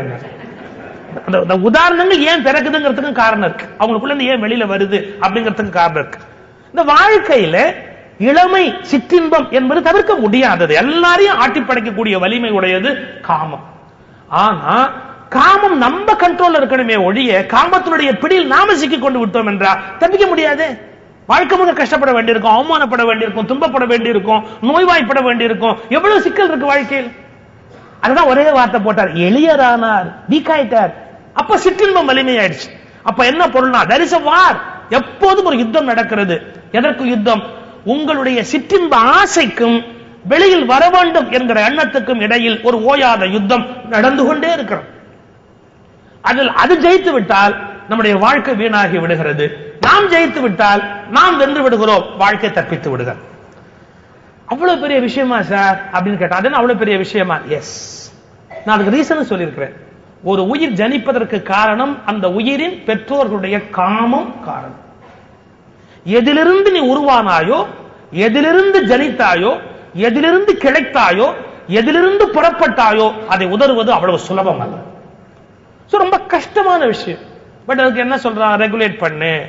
Marriage is a concession to human weakness. Gandhi சொல்றார், பரவாயில்ல ரெகுலேட் பண்ணிடுவோம். எப்படி ரெகுலேட் பண்ணலாம்? கல்யாணம் பண்ணி சொல்லு.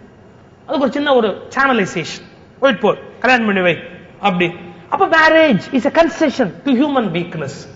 இப்ப அந்த ரெகுலேஷன் இல்ல அப்படின்னா என்ன ஆகும்? தப்பா போயிடும். அடுத்த சிக்கல் இவருக்கு என்னன்னா, அந்த ரெகுலேஷன் இருக்கும் போதே ஹைலைட் பண்ணிட்டார். ஏன்? அப்ப இவருடைய சிற்றின்ப வேட்கை எல்லை கடந்து விட்டது, ஒழுங்கீனமாகி விட்டது, வாழ்வில் முறைகேடான வாழ்க்கையாகி விட்டது. இளமை மீதூர இன்பத்துறையில் எளியரானார். அவர் மனைவி எப்படிப்பட்டவங்க? அந்த அம்மா இது சொல்லிட்டு அடுத்தாப்புல சேர்க்கிறார் சொன்னார், அவருடைய மனைவி எப்படிப்பட்டவங்க? அவ்வளவு அழகு, திருதீனம் உருவம் மிக்கார். இப்ப எதுக்கு அதை சேர்க்கிறார் எழுதணும் சார்? இவரு இப்படி தப்பு பண்ணிட்டார்னு எழுதுறவரு அவங்க மனைவி ரொம்ப அழகுன்னு ஏன் எழுதணும்? எழுதாமே போலாம்ல. தேனலர் கமல போதில் திருதினும் உருவம் மிக்கார், மகாலட்சுமி விட அழகுன்னு எழுதுறார்.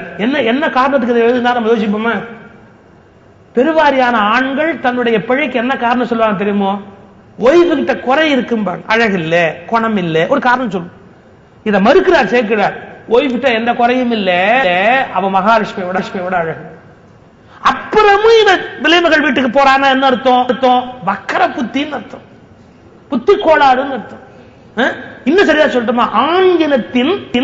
ஆண்கினத்தினுடைய வக்கர புத்தி. அவ்வளவு அழகா மனைவி அமைஞ்சிருந்தா கூட அந்த மனம் இன்னொன்று தேடுகிறது, அது அதை போய் விளைகிறது அப்படிங்கிற கான்செப்ட தேனலர் கமல போதில் திருவினும் உருவம் மிக்கார். இதுக்கு முந்தின பாட்டுக்கு வர, இப்போ இதுக்கு நான் அடுத்த பாட்டுக்கு போறேன், முந்தின பாட்டுக்கு போறேன். அவர் தங்கள் மனைவி யாரும் அருந்ததி கற்பின் மிக்கார். அவருடைய மனைவி அவ்வளவு உத்தமமானவர். அவர் தங்கள் மனைவி யாரும் அருந்ததி கற்பின் மிக்கார். சிவன் எந்தை கண்டம் தன்னை திருநீல கண்டம் என்பார். இந்த இடத்துல நம்ம நின்று சிந்திக்க வேண்டிய ஒரு பகுதி இருக்கு. திருநீல கண்டம் அப்படிங்கிறது ஏதோ நமசிவாய மாதிரி ஒரு மகா மந்திரமா இருந்திருக்கு. அந்த திருநீல கண்டம்ங்கிற மந்திரத்தை இந்த அம்மா சொல்லுவா. அவன் தங்கள் மனைவி யாரும்னு பாட்ட ஆரம்பிச்சு சிவன் எந்தை கண்டம் தன்னை திருநீல கண்டம் என்பார்னு முடியுது. அப்ப திருநீலகண்ட நாயனாருடைய மனைவி திருநீலகண்டம்ங்கிற மந்திரத்தை எப்பவும் சொல்லுவார் அப்படின்னு அர்த்தம் வருது. இதை வச்சு தமிழ்நாட்டில் எத்தனை புஸ்தகம் வந்திருக்கு தெரியுங்களா? என்ன இந்த திருநீலகண்டம்ங்கிற மந்திரத்தை நாயனார் சொல்வாரா, அவர் மனைவி சொல்வாரா? நாயனார் சொல்வார்னு 10 கட்டுரை வந்திருக்கு, இல்ல மனைவி தான் சொல்வார்னு 10 கட்டுரை வந்திருக்கு. இப்ப ஒரு சின்ன சீக்கிரம், 2 பேரும் சேர்ந்து சொல்ல மாட்டாங்களா? ஒரு பெரிய தமிழ்நாட்டில் ஒரு பெரிய இஷ்யூ நடந்துகிட்டு இருக்கு. அவருடைய திருநீலகண்டம்னு நாயனார் தான் சொல்வாரு, அவ மனைவி சொல்லி பழக்கம் இல்ல, மனைவி அதை சொல்றது இல்ல அப்படின்னு ஒரு குரூப் ஆர்குமெண்ட். இல்ல அவங்க மனைவி தான் அந்த மந்திரத்தை சொல்லுவாங்க. இப்ப நீங்க டீப்பா போனா ஒரு உண்மையை புரிஞ்சுக்கலாம். ஒரு மந்திர உபதேசம் அப்படிங்கறத ஒரு பெண் யாரிடத்துல இருந்து பெறா தெரியுமா? கணவனிடத்துல இருந்து பெறா. பழைய இந்திய வாழ்க்கை முறையில கணவனுக்கு ஏஜ் கூட, மனைவிக்கு கொஞ்சம் ஏஜ் கம்மி. இப்படித்தான் திருமணத்தை ஏற்பாடு பண்ணுவாங்க. ஏன்னா மனைவியையும் வழிநடத்தி போகிற குருவாக கணவன் இருக்கட்டும் அப்படி. அதனால்தான் திருமணம் ஆகும் போதே கணவனை விழுந்து கும்பிடுற பழக்கமே ஏற்பட்டுச்சு, ஒரு குருஸ்தானம். எப்படி சார் குருஸ்தானம்னு சொல்றீங்க? Very simple. மாதா பிதா குரு தெய்வம். நாளாச்சா? மாதா பிதா குரு தெய்வம். ஒரு ஆத்மா கடத்தேறணும்னா மாதா பிதா கிட்ட கொடுக்கிறார், பிதா குரு கிட்ட கொடுக்கிறார், குரு தெய்வத்துக்கிட்ட கொடுக்கிறான், மோட்சத்துக்கு போயிடுறான். இது ஆணுக்கு உண்டுன்னா. பெண்ணுக்கு என்னன்னா மாதா பிதா கிட்ட கொடுத்த உடனே பிதா குரு கிட்ட கொடுக்கறது இல்ல, ஒரு ஆண்மகனை பார்த்து இந்த மகளை உனக்கு நான் மனைவியா கொடுக்கறேன்னு கொடுக்கறான். நீங்க திருவம்பாவை படிச்சு பார்த்தா தெரியும்.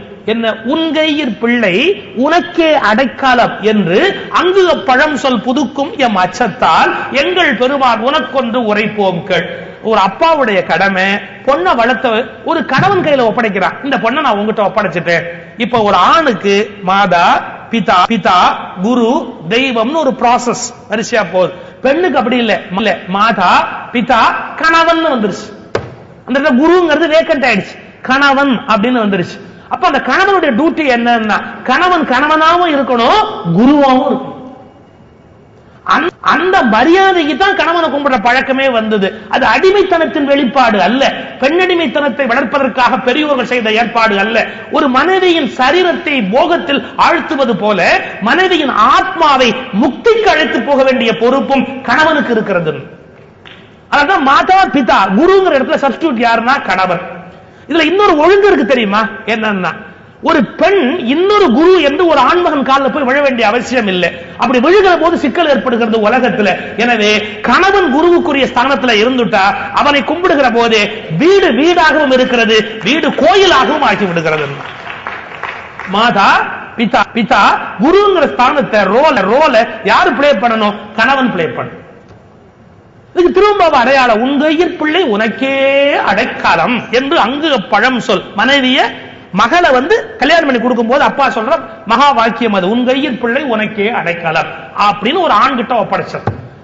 அதனால்தான் திருவம்பாவில் அழுகிறார்கள் பெண்கள், என்னன்னா நல்ல கணவனா எங்களுக்கு கொடு, சிவனடியார கணவனா கொடு. சிவனடியார கணவனா கொடுத்துட்டா சிவபக்தி வந்துடும். அப்ப என்ன ஆகும், இல்லறமும் முடிஞ்சு போகுது, அதே நேரத்தில் மோட்சத்துக்கும் போயிடும். இப்ப சிவனடியாரா இல்லாம சினிமா அடியாரா வந்துட்டான்னு வச்சு நல்ல நரகத்துக்கு போயிடுவான், சீக்கிரமா நரகத்துக்கு போலாம் அப்படின்னு அப்படியே அழைச்சிட்டு போயிடுவான். சிவனடியார இருந்துட்டானா மோட்சத்துக்கு அழைச்சிட்டு போவான்ல குரு ஸ்தானத்துல இருந்து. அப்ப எவ்வளவு பெரிய ரோல் கணவன் கையில கொடுத்திருக்கிறான். இப்ப எப்படி எடுத்துக்கணும் தெரியுமா, இந்த திருநீலகண்டங்கிற மந்திரத்தை யார் உபதேசம் பெற்றார்? முதல்ல நம்ம நாயன்மார் தான், யாரு திருநீலகண்டர் தான் இதை போய் யாரோ ஒரு குரு கிட்ட இருந்து வாங்கிட்டு வந்துட்டார். இந்த மந்திரத்தை வந்ததுல இருந்து திருநீலகண்டம் திருநீலகண்டம் திருநீலகண்டம் திருநீலகண்டம் அவர் ஜெபிக்கிறார். ஜெபிச்சுக்கிட்டே இருந்தவர் என்ன பண்ணார், மனைவிக்கு உபதேசம் பண்ணிட்டார். பழைய மரபு, மனைவி முதல் சிஷ்ய, மனைவிக்கு உபதேசம் பண்றார் இந்த மந்திரத்தை. அவ புடிச்சுட்டார். அவ திருநீலகண்டம் திருநீலகண்டம் திருநீலகண்டம் ஜபம் பண்ணினா. ஆனா இதை எடுத்து கொடுத்த குரு திருநீலகண்டர் அவர் வாழ்க்கையில சிற்றின்பத்தில் எளியவர் ஆயிட்டார். அதை பெற்றுக்கொண்ட சிஷ்யை மனைவி அவள் ஞானத்துல வலிமை ஆயிட்டார். இதுக்கு சான்ஸ் இருக்கா இல்லையா, நீங்க வாழ்க்கையில பார்க்கலாம். என்ன அப்படின்னா, மந்திரத்தை எடுத்து கொடுத்த குருவை விட பிடித்துக் கொண்ட சிஷ்யம் பலமா பிடிச்சுட்டா குருவை விட சிஷ்யம் மேல போடுவோம். ஏன், எப்பவுமே ஸ்தானத்துல மரியாதை இல்ல, தகுதியில தான் மரியாதை இருக்கு. Leadership is not a position, it is an action. தலைமை என்பது ஒரு ஸ்தானம் அல்ல, அது ஒரு தகுதி பாடு. அது போய் செயல்ல தான் தலைமை நிர்ணயம் பண்ண முடியும். அதே மாதிரி குரு என்பது ஒரு ஸ்தானம் அல்ல, அது ஒரு செயற்பாடு. அப்படி எடுத்துக்கிட்டீங்கன்னா ஒரு மந்திரத்தை, இப்ப நானே ஒருத்தருக்கு மந்திரத்தை எடுத்து வைக்கிறேன்னு வச்சுங்க, நான் ஜெபமே பண்றது இல்லை அப்படின்னா எனக்கு மந்திரம் சித்தி ஆகாது. ஆனா வாங்கிட்டு போனவர் 1 கோடி 2 கோடி 4 கோடி 5 கோடி பண்ணியாச்சுன்னா அவர் முன்னாடி நாம நிக்க முடியாது. இது எட்டர்னல் தியரி தானே. ஒரு கதை சொல்வான், பழனியில போகர் இருந்தார் இல்லையா, அந்த போகர் ஆகாசம் வழியா பறந்து போனாரா. புலிப்பாணி எல்லாத்தையும் விட்டுட்டு பயணிலேயே விட்டுட்டு ஆகாசம் வழியா பறந்து போற சக்தி பெற்று பறந்து போனாரா.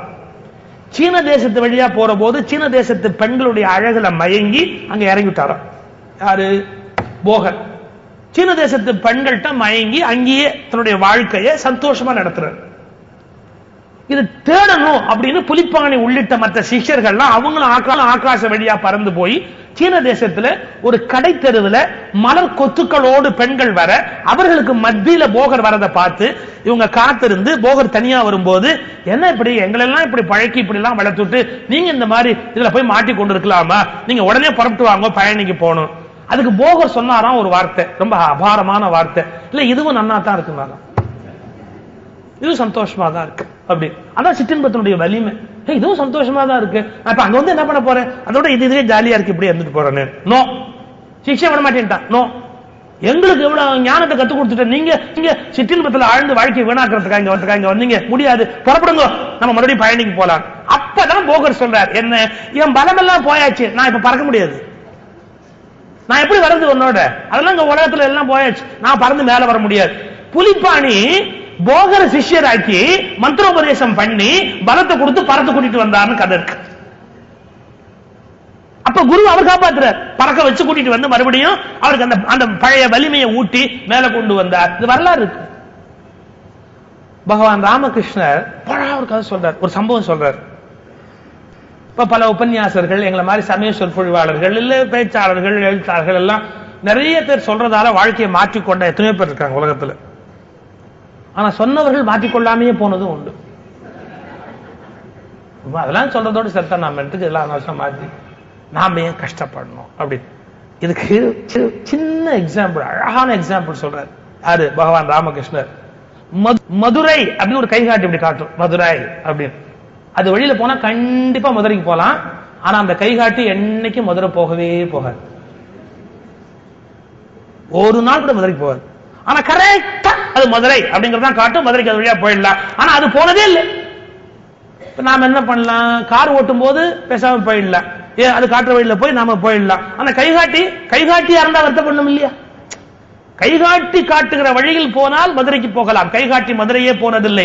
அதுபோல் பல பேர் காட்டிய பாதையில் சொர்க்கத்துக்கு போகலாம், மோட்சத்துக்கு போகலாம். அவர்கள் போகவே முடியாது. ஏன் போக முடியாது? வட்டம், இதே வட்டத்துக்குள்ளேயே இருந்து இருந்து இருந்து இருந்து இருந்து நான் பெரிய ஆள் ஆயிட்டேன் பாரு, என் காலில் 10 பேர் விழுறான் பத்தியா, நான் எவ்வளவு பெரிய ஆள் ஆயிட்டேன், எத்தனை பேர் என்ன கும்பிடுறான் பத்தியா, என் போட்டோ வச்சிருக்கான் பத்தியா, என் படம் வச்சிருக்கான் பத்தியா, எனக்கு மாலை போடுறான் பாரு. இந்த அகங்காரத்திலேயே கீழே போயிட்டோம். காலில் விழுந்தவள மேல போயிட்டான். காலில் விழுந்தவள மேல போயிட்டான். ஏன்? அவன் இந்த சாட்சாத்காரமா நம்பி அவன் விழுந்து அவனுக்கு உபதேசம் பண்ணி அவன் பிடிச்சுட்டான். 1 லட்சத்துக்கு 2 லட்சம், 2 லட்சத்துக்கு 4 லட்சம் ஜபம் பண்ணினான். உருஏற திருவேறும். ஒரு மனிதன் சக்தி உடையவன் அல்ல, அவன் உச்சரிக்கிற மந்திரம் சக்தி உடையவன். அவன் 1 கோடி ஜபம் பண்ணியாச்சுன்னு சொன்னா 1 லட்சம் ஜபம் பண்ணவனை விட, 1 லட்சம் ஜபம் பண்ண குருவை விட 1 கோடி ஜபம் பண்ண சிஷ்யம் பலசாலி ஆயிட்டான்ல. எத்தனை வரலாறு தெரியுமா? அது மாதிரி குருவை தூக்கி சாப்பிட்ட சிஷ்யம் எவ்வளவு பேர் இருக்கான்னு தெரியுமா? அந்த மாதிரி இப்ப பாருங்க நான் சொல்றது எப்படி பொருந்ததுன்னு. திருநீலகண்டருடைய கணவர் தான் மந்திரத்தை எடுத்து வச்ச குரு. பட் நம்பாள் பின்ன போயிட்டார். ஆனா அவன் பிடிச்சுட்டான். எப்பவும் வாழ்க்கையில திருநீலகண்டம் திருநீலகண்டம் திருநீல உட்கார்ந்தா எழுந்தா நின்னா திருநீலகண்டம் திருநீலகண்டம் ஜபம் பண்ணி ஜபம் பண்ணி ஜபம் பண்ணி ஜபம் சித்தி ஆயிடுச்சு.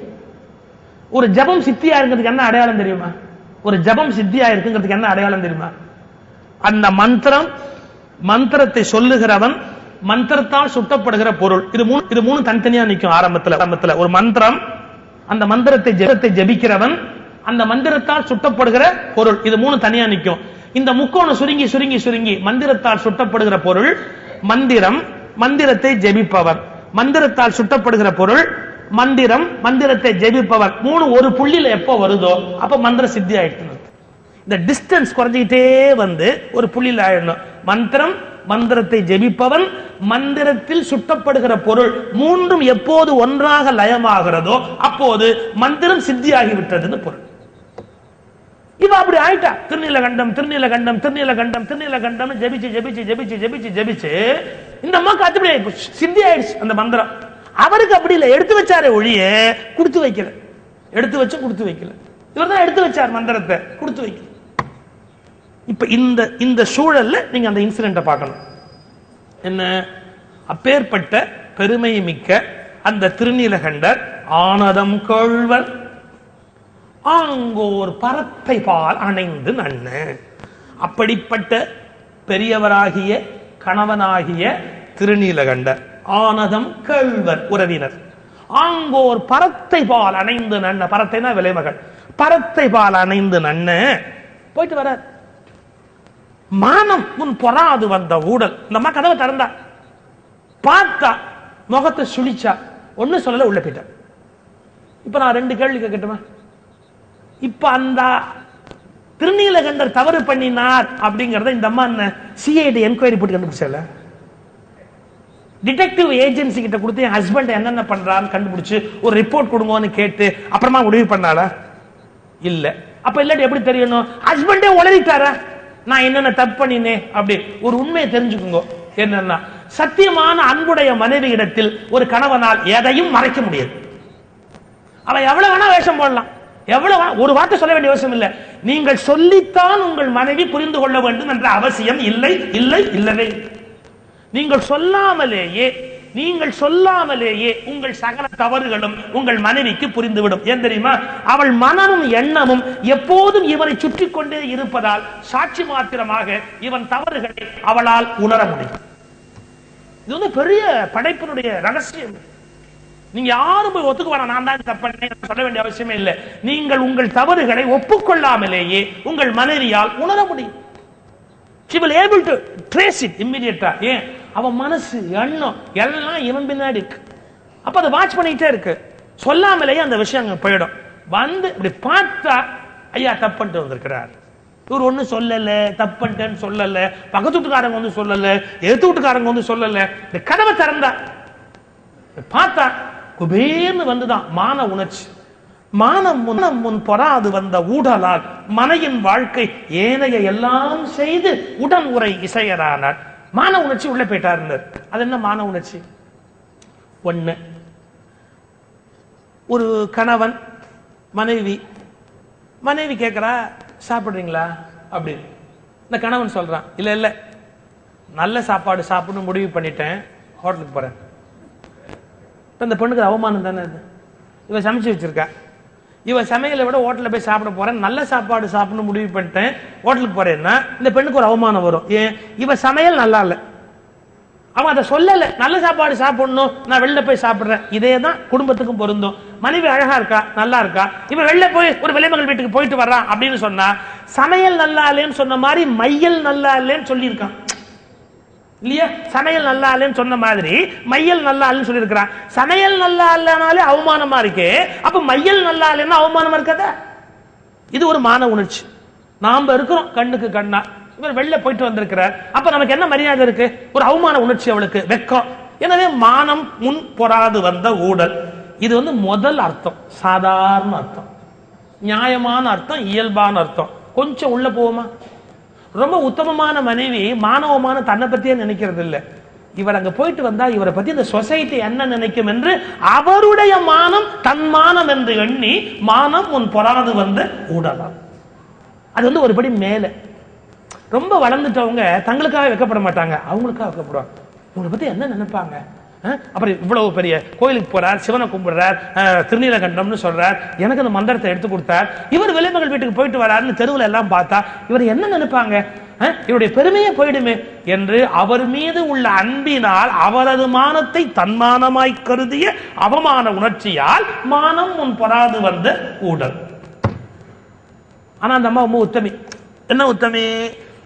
அதுக்காக சாப்பாடு போட மாட்டேன்னு சொல்லல, சண்டை போடல, 10 தெருவில் போய் கத்திட்டு வரல, எழுத்து வீட்டில் போய் ஒவ்வொரு மூக்கு சிந்தலை, இல்லை இதை வீட்லேயே உள்ளிருப்பு போராட்டம்னு சொல்லி லைட்டை கிட்ட அணைச்சிக்கிட்டு அமக்கலம் பண்ணி சமைக்காம, அதெல்லாம் ஒன்றும் இல்லை. வழக்கம் போல சமையல் ஆகுது, வழக்கம் போல சாப்பாடு ஆகுது. அவர் குளிக்கிறதுக்கு வெந்நீர்னா வெந்நீர் ரெடியா இருக்கு, அவர் படுக்கிறதுக்கு பாய் கொண்டு பாய் போடுறாங்க, பால்னா பால் ரெடியா இருக்கு, எல்லாம் ரெடியா டக்கு டக்கு டக்கு ரெடியா. என்ன பேசுறதே கிடையாது, பேசுறதே கிடையாது, ஒரு வார்த்தை பேசுறது கிடையாது. அதை விட முக்கியம் கிட்டக்க வர முடியாது, தொடக்கூடாது, தள்ளி நிக்கிறார் அந்த அம்மா. ஆனா ஒரு குறையும் வைக்கல. இது காந்தியினுடைய அகிம்சா போராட்டத்துக்கு வழிகாட்டி இந்த அம்மாவும் தோணுது. ஏன் தெரியுமா? எந்த செயலையும் நிறுத்தக்கூடாது, ஆனா அவங்களுக்கு புரிய வைக்கணும். செயலை நிறுத்தி புரிய வைக்கிற போது வன்முறை தொடங்கி விடுகிறது. செயலை நிறுத்தாமலேயே நாம் புரிய வைக்கிற போது வன்முறைக்கு பதிலாக திருத்துகிற முயற்சி தொடங்கி விடுகிறது. இவன் கொடுக்க மாட்டேன், அது கிடையாது, இது எதுவும் சொல்லல, எல்லாம் நடக்குது, பணிவிடை எல்லாம் கரெக்டா நடக்குது. ஆனா என்ன, அது இன்னொரு சிக்கல் இருக்கு. சில பெண்களுக்கு விவரம் தெரியாது. இது மாதிரி கணவன் மேல ஒரு சின்ன கோவம் வந்தா கோச்சிட்டு அம்மா வீட்டுக்கு போவாங்க, போகவே கூடாது. ஏன்? அவன் இன்னும் நாசமா போயிடுவான். கேட்கறதுக்கு ஆள் இல்ல, விசாரிக்கிறதுக்கு ஆள் இல்ல. அவன் முதல் விஷயம் தெரிஞ்சுக்கணும், கோச்சிக்கிட்டு அம்மா வீட்டுக்கு போறேன்னு போக கூடாது. இதுதான் ஃபர்ஸ்ட் பாயிண்ட். அங்கேயே இருக்கணும், அவனுக்கு புரிய வைக்கணும், அவனை திருத்தணும், அவனை உயர்த்தணும். அதான் சரியான வாழ்க்கை முறை.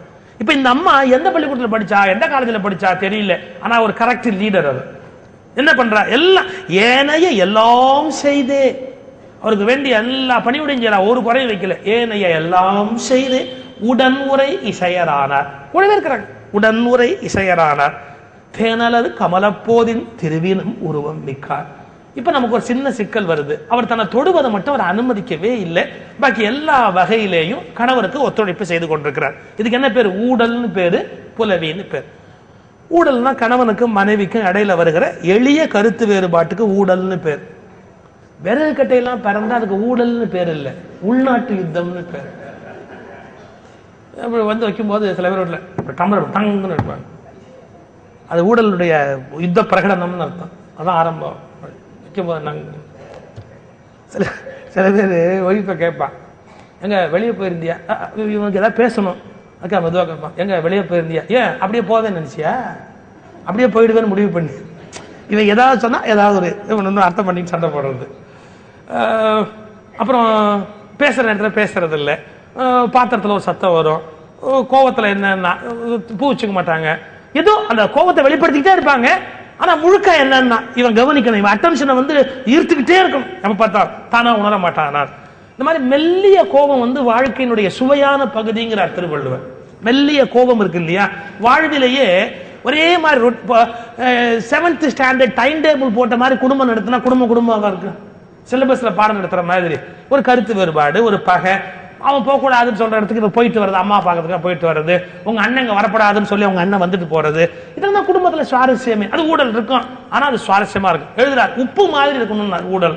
ஊழல்ங்கிறது உப்பு மாதிரி மறைவா இருக்கணும், ஆனா என்னன்னா அதான் சுவைக்கு காரணம். அது மாதிரி சுவைக்குரிய ஊழல் இருக்கலாம். இவன் முதல்ல நினைச்சாரு, நான் என்ன சரி மனைவி கோச்சிருக்கிறேன், கொஞ்ச நாள் சரியா போயிடும், இல்ல சரி கட்டிடலாம் அப்படின்னு. 1 வாரம் ஆச்சு, 2 வாரம் ஆச்சு, ஒண்ணு கேட்கறதா காணும். இவர் என்ன இருந்தாலும் ஆண்மகன் இல்லையா, உங்களுக்கு என்ன இருந்தாலும் இவ்வளவு காலத்துக்கு அப்புறமும் இது ஆணாதிக்கமுடைய சமூகம் தான், ஒண்ணு மாத்த முடியாது.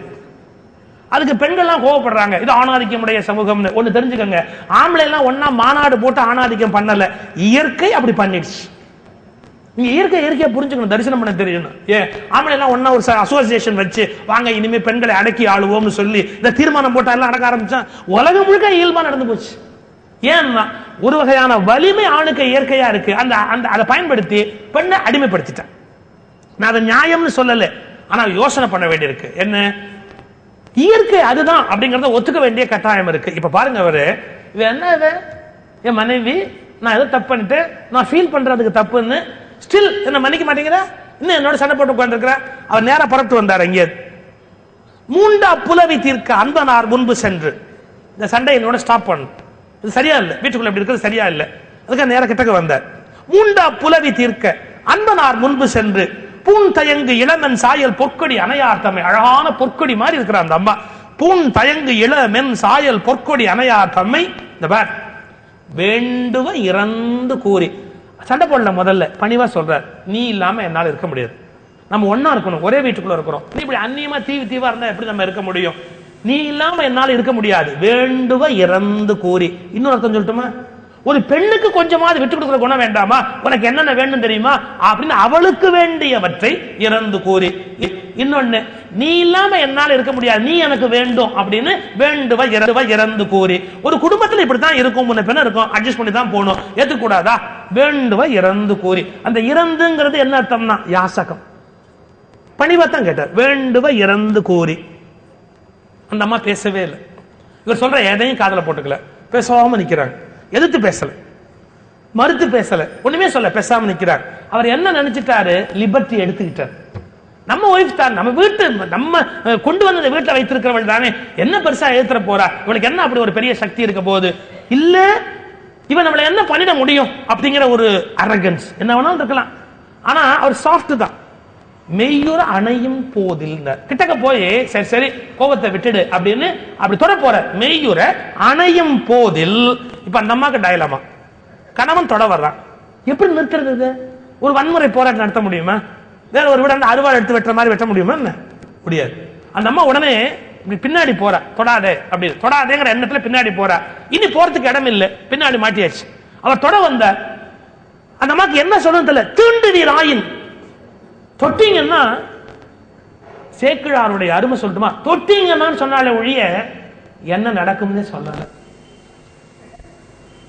எதிரியா இருந்தா தொட்டா தலை வெடிச்சிடும் சொல்லலாம், புருஷனை எப்படி சார் சொல்றது? என்ன தொட்டா தலை வெடிச்சிடும் சொல்ல முடியுமா? தொட்டிங்கன்னா வார்த்தையே முடியல, அவளுக்கு என்ன ஃபில் பண்றதே தெரியல. தொட்டிட்டீங்கன்னா கோபம் வருது, சாபம் கொடுக்க முடியாது. எப்படி அவளுக்கு சாபம் கொடுக்க முடியும்? ரொம்ப அன்புடைய ஒரு கணவன், அவளுக்கு அன்பு இருக்கு, இன்னும் என்ன பண்றது புரியல, அவளுக்கு திகைச்சு போயிட்டா. வார்த்தை ஆரம்பிச்சுட்டா, ஆனா எப்படி முடிக்கிறதுன்னு தெரியல. இவ வார்த்தை ஆரம்பிச்சுட்டு எப்படி முடிக்கலன்னு தென்னறப்ப ரொம்ப கஷ்டப்பட்டால் யார் தெரியுமா? சிவபெருமான். அச்சோ, ஒரே ஒரு ஆப்பர்ச்சுனிட்டி கெடுத்துருவா போல இருக்கு. இந்த மனுஷனை வழிக்கு கொண்டு வரதுக்கு தி பெஸ்ட் ஆப்பர்ச்சுனிட்டி நான் கிரியேட் பண்ணி வச்சிருக்கிறேன். இப்ப இவ பேச்சு நின்னு போச்சு, தொண்டை ஸ்தம்பிச்சு போய் அப்படியே அடைச்சிருக்குது, என்ன பண்றது அப்படின்னு தெரியல. தப்புன்னு உள்ளே சிவபெருமான் குரல் கொடுத்தார், தீண்டுவீராயின் எம்மை திருநீலகண்டம். நீங்க எம்மை திருநீலகண்டம்னு சிவபெருமான் சொன்னாருங்கிறதுக்கு என்ன அடையாளம்னு கேட்பீங்க. எந்த மனைவியும் கணவன் கிட்ட ராயல் வி போட்டு எம்மைன்னு சொல்ல மாட்டா, என்னைன்னு தான் சொல்லியிருப்பா. ஆனா சிவபெருமானுக்கு எப்பவுமே பழக்கம் என்னைன்னு சொல்லி வழக்கமே இல்லை, எம்மைன்னு சொல்லிதான் வழக்கம். ஏன் சுந்தரமூர்த்தி சுவாமிகள் வரலாறு பாருங்க. சுந்தரமூர்த்தி சுவாமிகள் வரலாற்றை சொல்றார், எம்மை எம்மைங்கிற சேம் யூசேஜ் சுந்தரமூர்த்தி சுவாமி வரலாற்றை சிவபெருமான் யூஸ் பண்ணி காட்டுறார். அப்ப என்னன்னு அவருக்கு பேச தெரியாது, ஏன் அவர் கடவுள், ராயல் வி போட்டே பேசி பழக்கம். பண்டார சன்னதிகள், மகா சன்னிதானங்கள், யாம் சந்தோஷிக்கிறோம் அப்படிம்பாங்க. சந்தோஷிக்கிறேன்னு சொல்ல மாட்டாங்க, கேட்டுக்கொள்ளுகிறேன்னு சொல்ல மாட்டாங்க, யாம் மகிழ்ச்சி அடைகிறோம். அந்த ராயல் வி போட்டு தான் பேசுவாங்க. அது சிவபெருமானுடைய இயல்பு என்பதால் எம்மை தீண்டுவீராயின் எம்மை அப்படின்னு பாருங்க திருநீலகண்டம். ரெண்டு இடம் இங்க ரொம்ப அழகான இடம், சிந்திக்க வேண்டிய இடம். முதல்ல ஏன் தொட்டுட்டா என்ன, ஏன் இந்த அம்மா தொடறதுக்கு அலோவ் பண்ணல, அவர் வந்து ஏன் தொடக்கூடாது, ஏன் தொடக்கூடாது. மயிலம் பேராசிரியர் சிவசுப்பிரமணியம் நல்ல சிந்தனையா ரொம்ப அழகா சொல்லு, ரொம்ப அழகா சொல்லு. அந்த அம்மா வந்து இந்த கிட்டக்க நிக்கிற இவர் தொட போறாரு, தொடரதை மட்டும் அனுமதிக்கல. ஏன் அனுமதிக்கலன்னா, பா இந்த கணவர் யாரு, விலைமகளை தொட்டவர். விலைமகள் யாரு, காசுக்காக பல ஆண்களை தொட்டவர். காசுக்காக பல ஆண்களை தொட்ட விலைமகளை தொட்ட கணவனை தொட்டால் பல ஆண்களை தொட்ட பாவம் தன்னை வந்து சாரும் என்பதால் எம்மை தீண்டாதிருந்தால் நம்ம இமேஜினே பண்ண முடியாத இடம், அழகான. காசுக்காக பல ஆண்களை தொட்ட விலைமகளை தொட்ட கணவனை தொட்டால் பல ஆண்களை தொட்ட பாவம் தன்னை வந்து சேரும் என்பதால் தொடாதீங்க. இது தவிர வேற எந்த காரணமும் இல்லை. சரி, ஆனா எம்மைங்கிற வேர்டு எப்படி வந்தது, என்னைன்னு தானே சொல்லுவா. எந்த கணவனாவது எந்த மனைவியாவது கணவன் போய் யாம் காப்பி தருகிறோம், நீ வந்து குடி, நீங்கிறது ஒருமை. யாம் நீ, கணவன் நீன்னு பேசி தன்னை பன்மையில பேசுவாள். எந்த மனைவியா பேசுவாளா, இலக்கணம் தெரியாட்டியும் பேசுவாள. இதுக்கு இலக்கணமே தெரிய வேண்டிய அவசியமே இல்லையே. அப்ப இவ்வளவு தெரிஞ்சவனுக்கு இந்த பொம்பளைக்கு தெரியாதா எம்மைன்னு பேசுவாளா? அந்த இடத்தான் யோசிக்கணும். கண்டிப்பா அந்த அம்மா பேசல.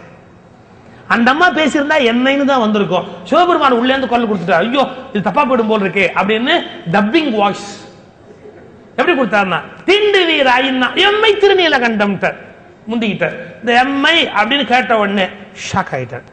அப்புறம் திருநீலகண்டம்ங்கிற மந்திரத்தையும் கேட்டார் பாருங்க, ரொம்ப ஷாக் ஆயிட்டார். இந்த ஒரு வார்த்தை அப்படியே பார்த்து இந்த வார்த்தையை கேட்ட உடனே, ஆதியார் நீலகண்டத்து அளவும் தாம் கொண்ட ஆர்வம் பேதியா ஆணை கேட்ட. எவ்வளவு பெரிய திருமந்திரம் திருநீலகண்டம்ங்கிற மந்திரம். அந்த அளவு கொண்ட ஆர்வம் பேதியா ஆணை கேட்ட, சேக்கிழார் எழுதுறார் பாருங்க, ஆணை கேட்ட திருநீலகண்டர் எழுதல, ஆணை கேட்ட பெரியவர் பெயர்ந்து நீங்கி. இப்பதான் பெரியவர் ஆனாராம். இப்படி சொன்ன உடனே தொடாம திரும்பின உடனே பெரியவர். என்ன குறிப்பு தெரியுமா, விலைமகள் வீட்டுக்கு போன போது சிறியவர், அதை நினைத்து திருந்தியதால் இப்போது பெரியவர். அந்த மாற்றம் எங்கு நிகழ்கிறது, வணங்கத்தக்க தன்மை எப்படி ஏற்படுகிறது, இனி இவர் வணங்கத்தக்கவர் பெரியவர் ஆயிட்டார். எப்படி, பேதியா ஆணை கேட்ட பெரியவர் பெயர்ந்து நீங்கி பின்னாடி வந்துட்டார். ஏதிலார் போல நோக்கி, ஒண்ணு கையாலாகாது, ஒண்ணு முடியாது.